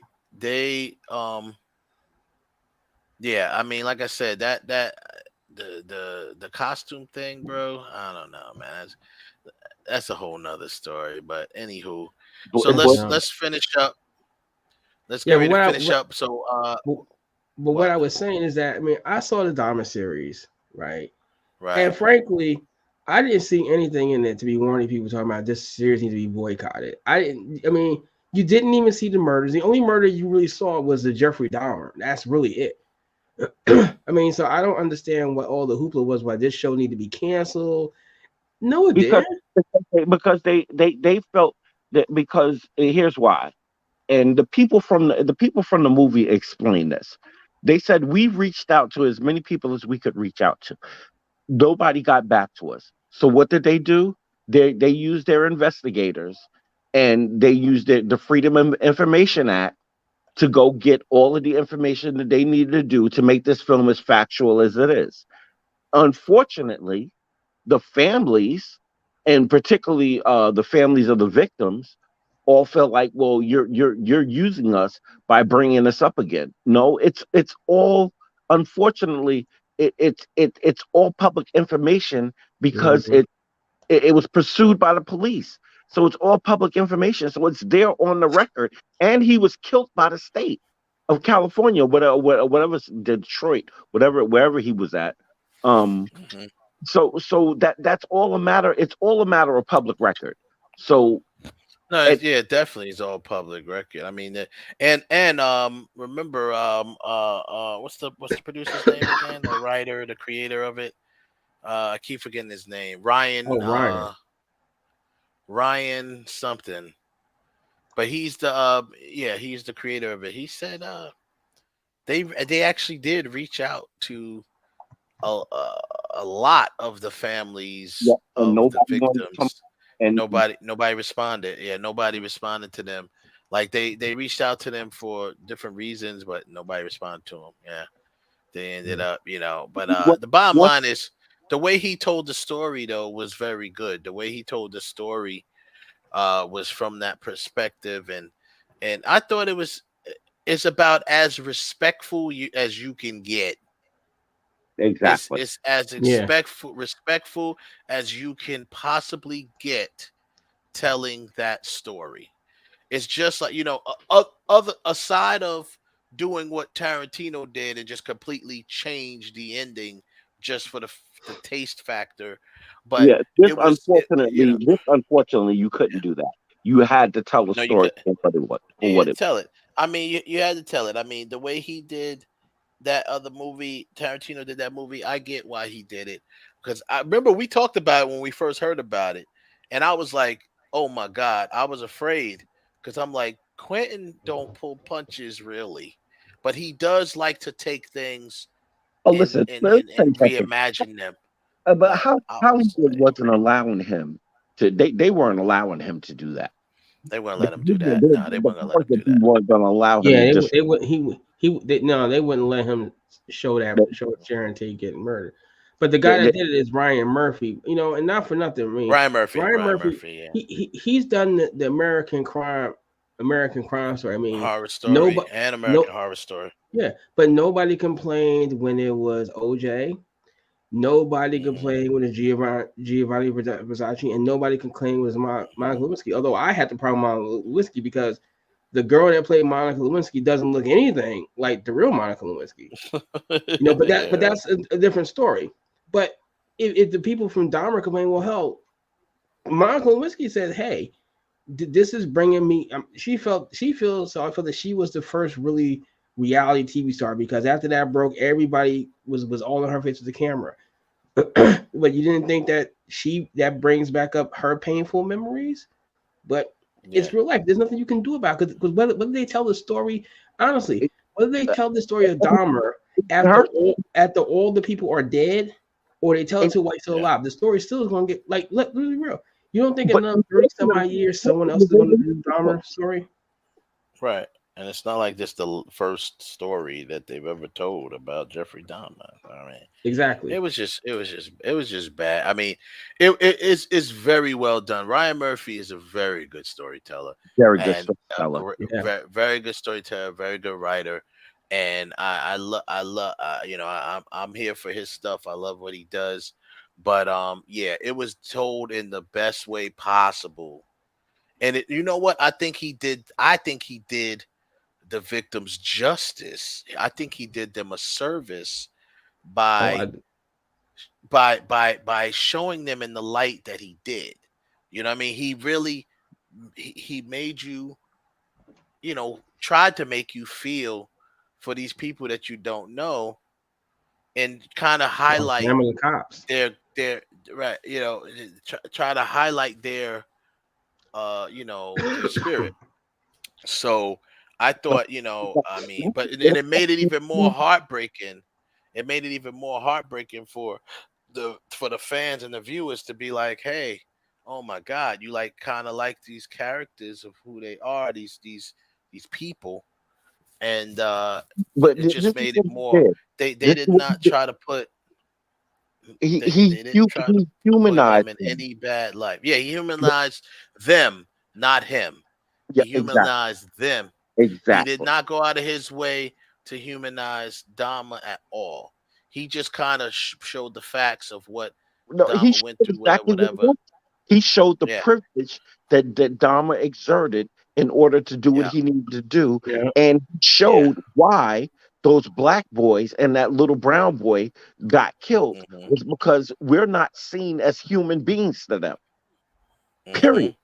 And right. Yeah. Period. And that's what they're like. They bought them cops basically. They brought the kid back to him to die, and it's just like Yeah. wow, and they just took his word for it. Didn't try to find. Oh, the woman told him, "Yo, this is a kid. He looks young to me." They didn't want nothing. First of all, they didn't want nothing to do with gay men, and they didn't want nothing to do with black or brown gay men for sure. And, And and they were on just top like, of all look, and on top of all of that, add to that, it was a domestic dispute. And the way back then, the way most cops treated domestic disputes was, you know what? That's between them. Yeah. yeah. Ma'am, is he beating No, on you? they Yeah, that's what they do. But the bottom line is that they didn't do any real they didn't do no investigating at all. They just took his word for it because he's the only face out of that sea of brown and black faces. He was And the only face that that- they could talk to and relate to. no, and not just to talk to and relate to. Let's call it what it is. He was the only face that they saw as a human being. The Right, rest exactly. was Exactly. black. The only one who they saw as a human being realizing he was the monster. Yeah, He was the and- monster. and And it's so funny how it's so funny how they say you people, but yet they don't. But we're not. We're anything but to them. yeah. And again, I hear that's you. why Yusuf said he cried. He said he cried watching that movie. I hear you, man, because I there was a couple of times that I really felt more bad, than a couple. especially the storyline about the young man, the one that was deaf. The teenage Yeah, boy. yeah. Yeah, the Yeah, young yeah, the man that teenage. was Yeah, deaf. man. He that messed me up. Yeah, the one that was deaf, and then and the one that was obviously the one that they brought back to him, the one that was the little kid.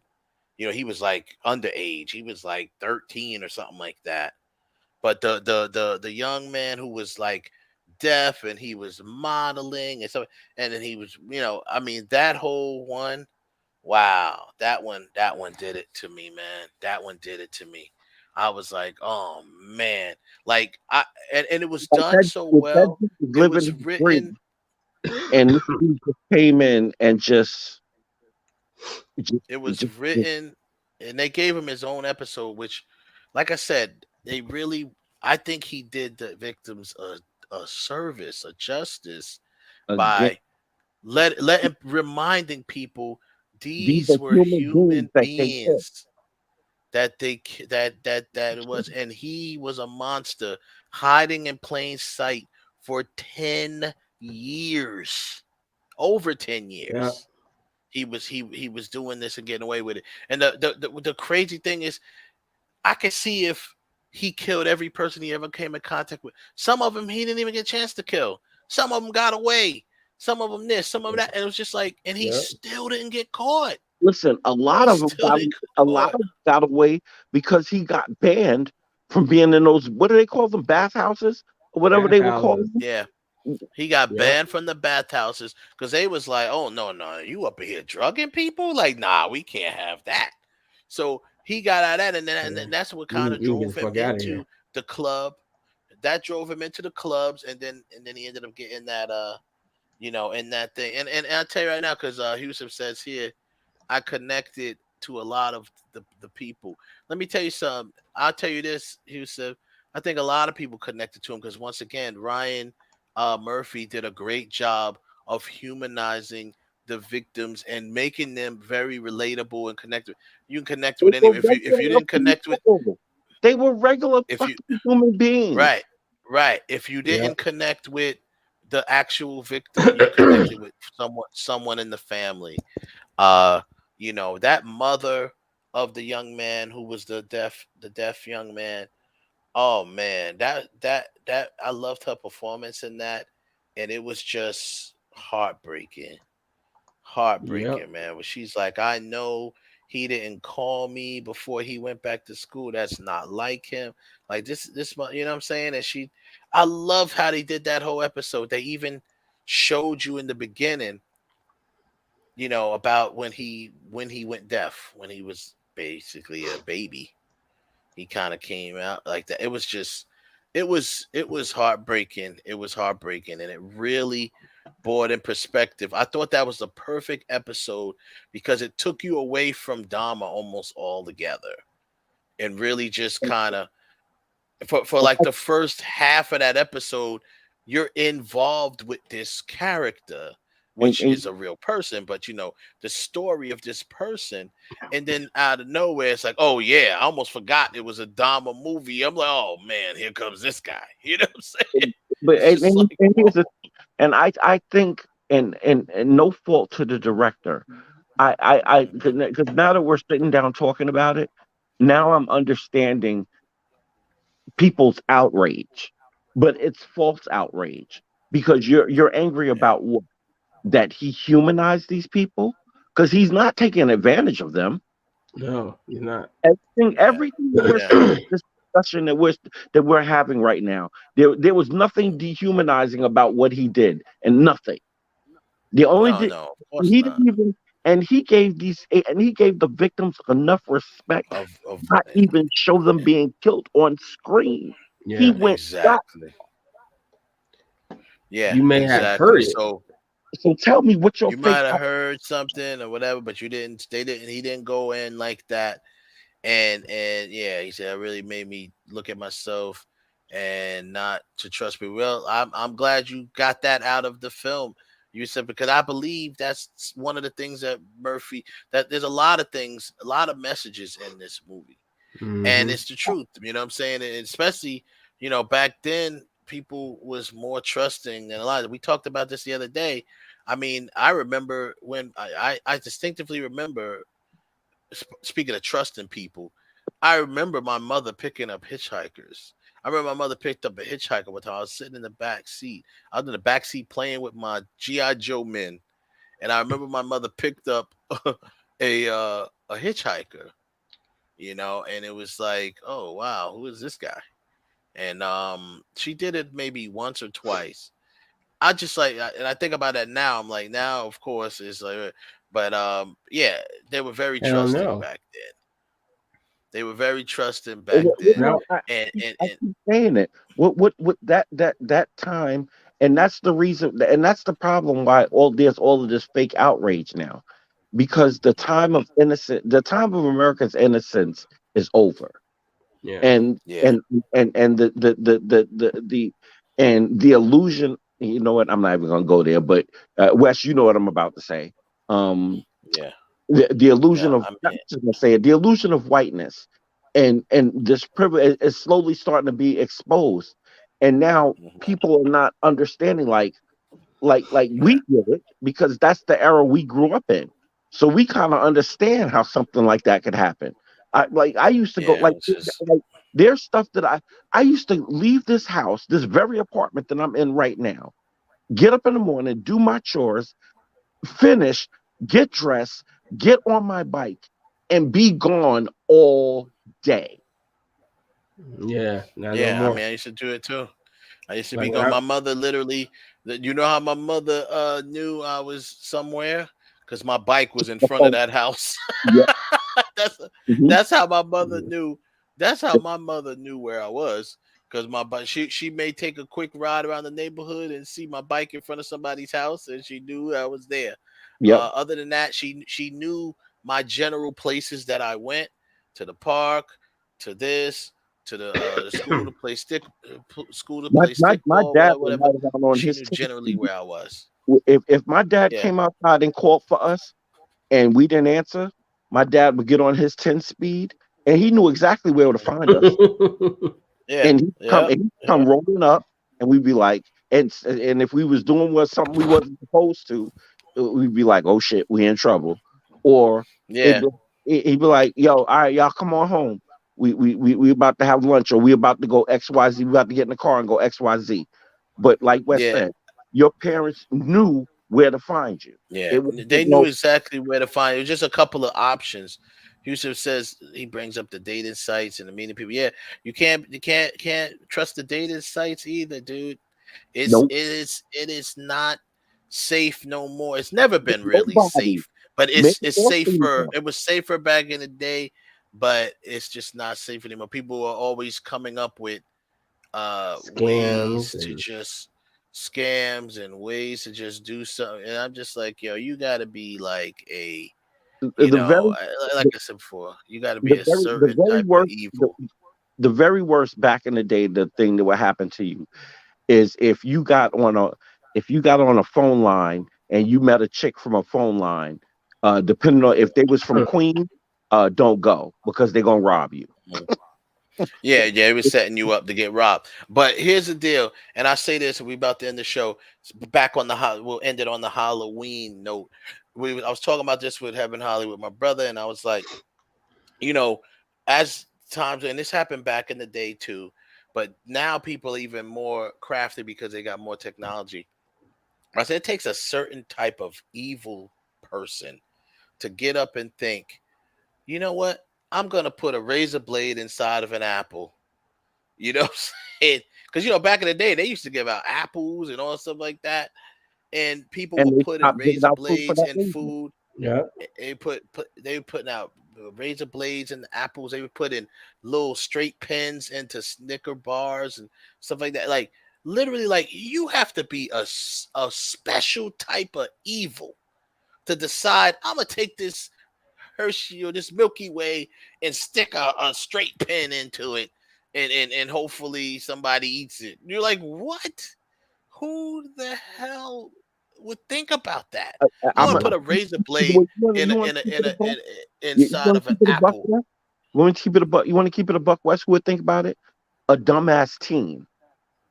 Because think What, about Yeah, it. like I a mean, joke or something? Like Yeah, they, and that's what yeah. most of this shit started out as jokes, and yeah. then it Well, starts trending, and then then it it starts starts in some trending little, to it, it stuff. it Yeah, starts in some Yeah. little small town somewhere. Because you remember back in the day, everything was word of mouth.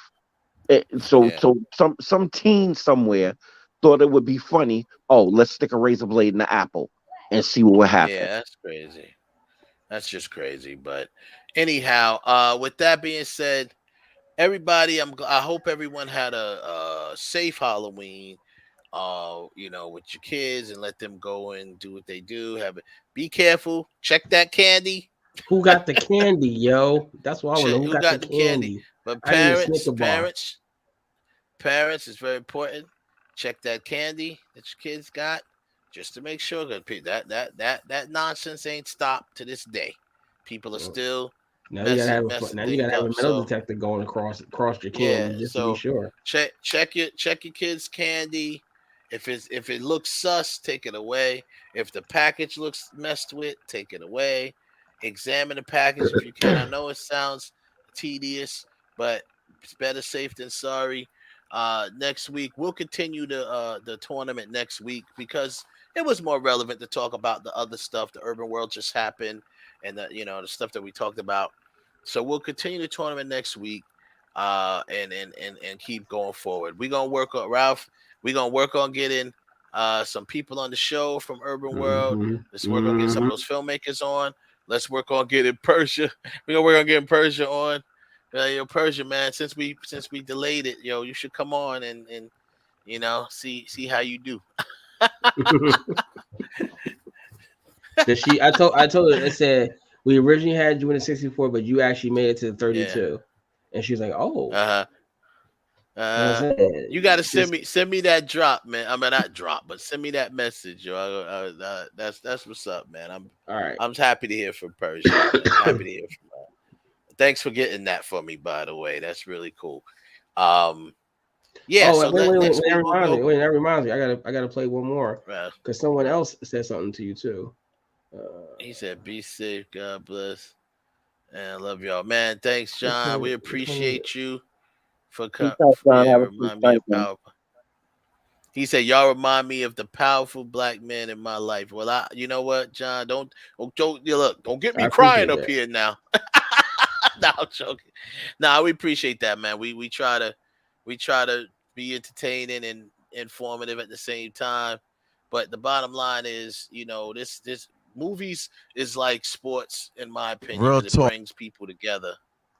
Oh, okay. Our boy Rayon. Go ahead. Yeah, so he had something to say to you. Shout out to my guy Wes. Real talk.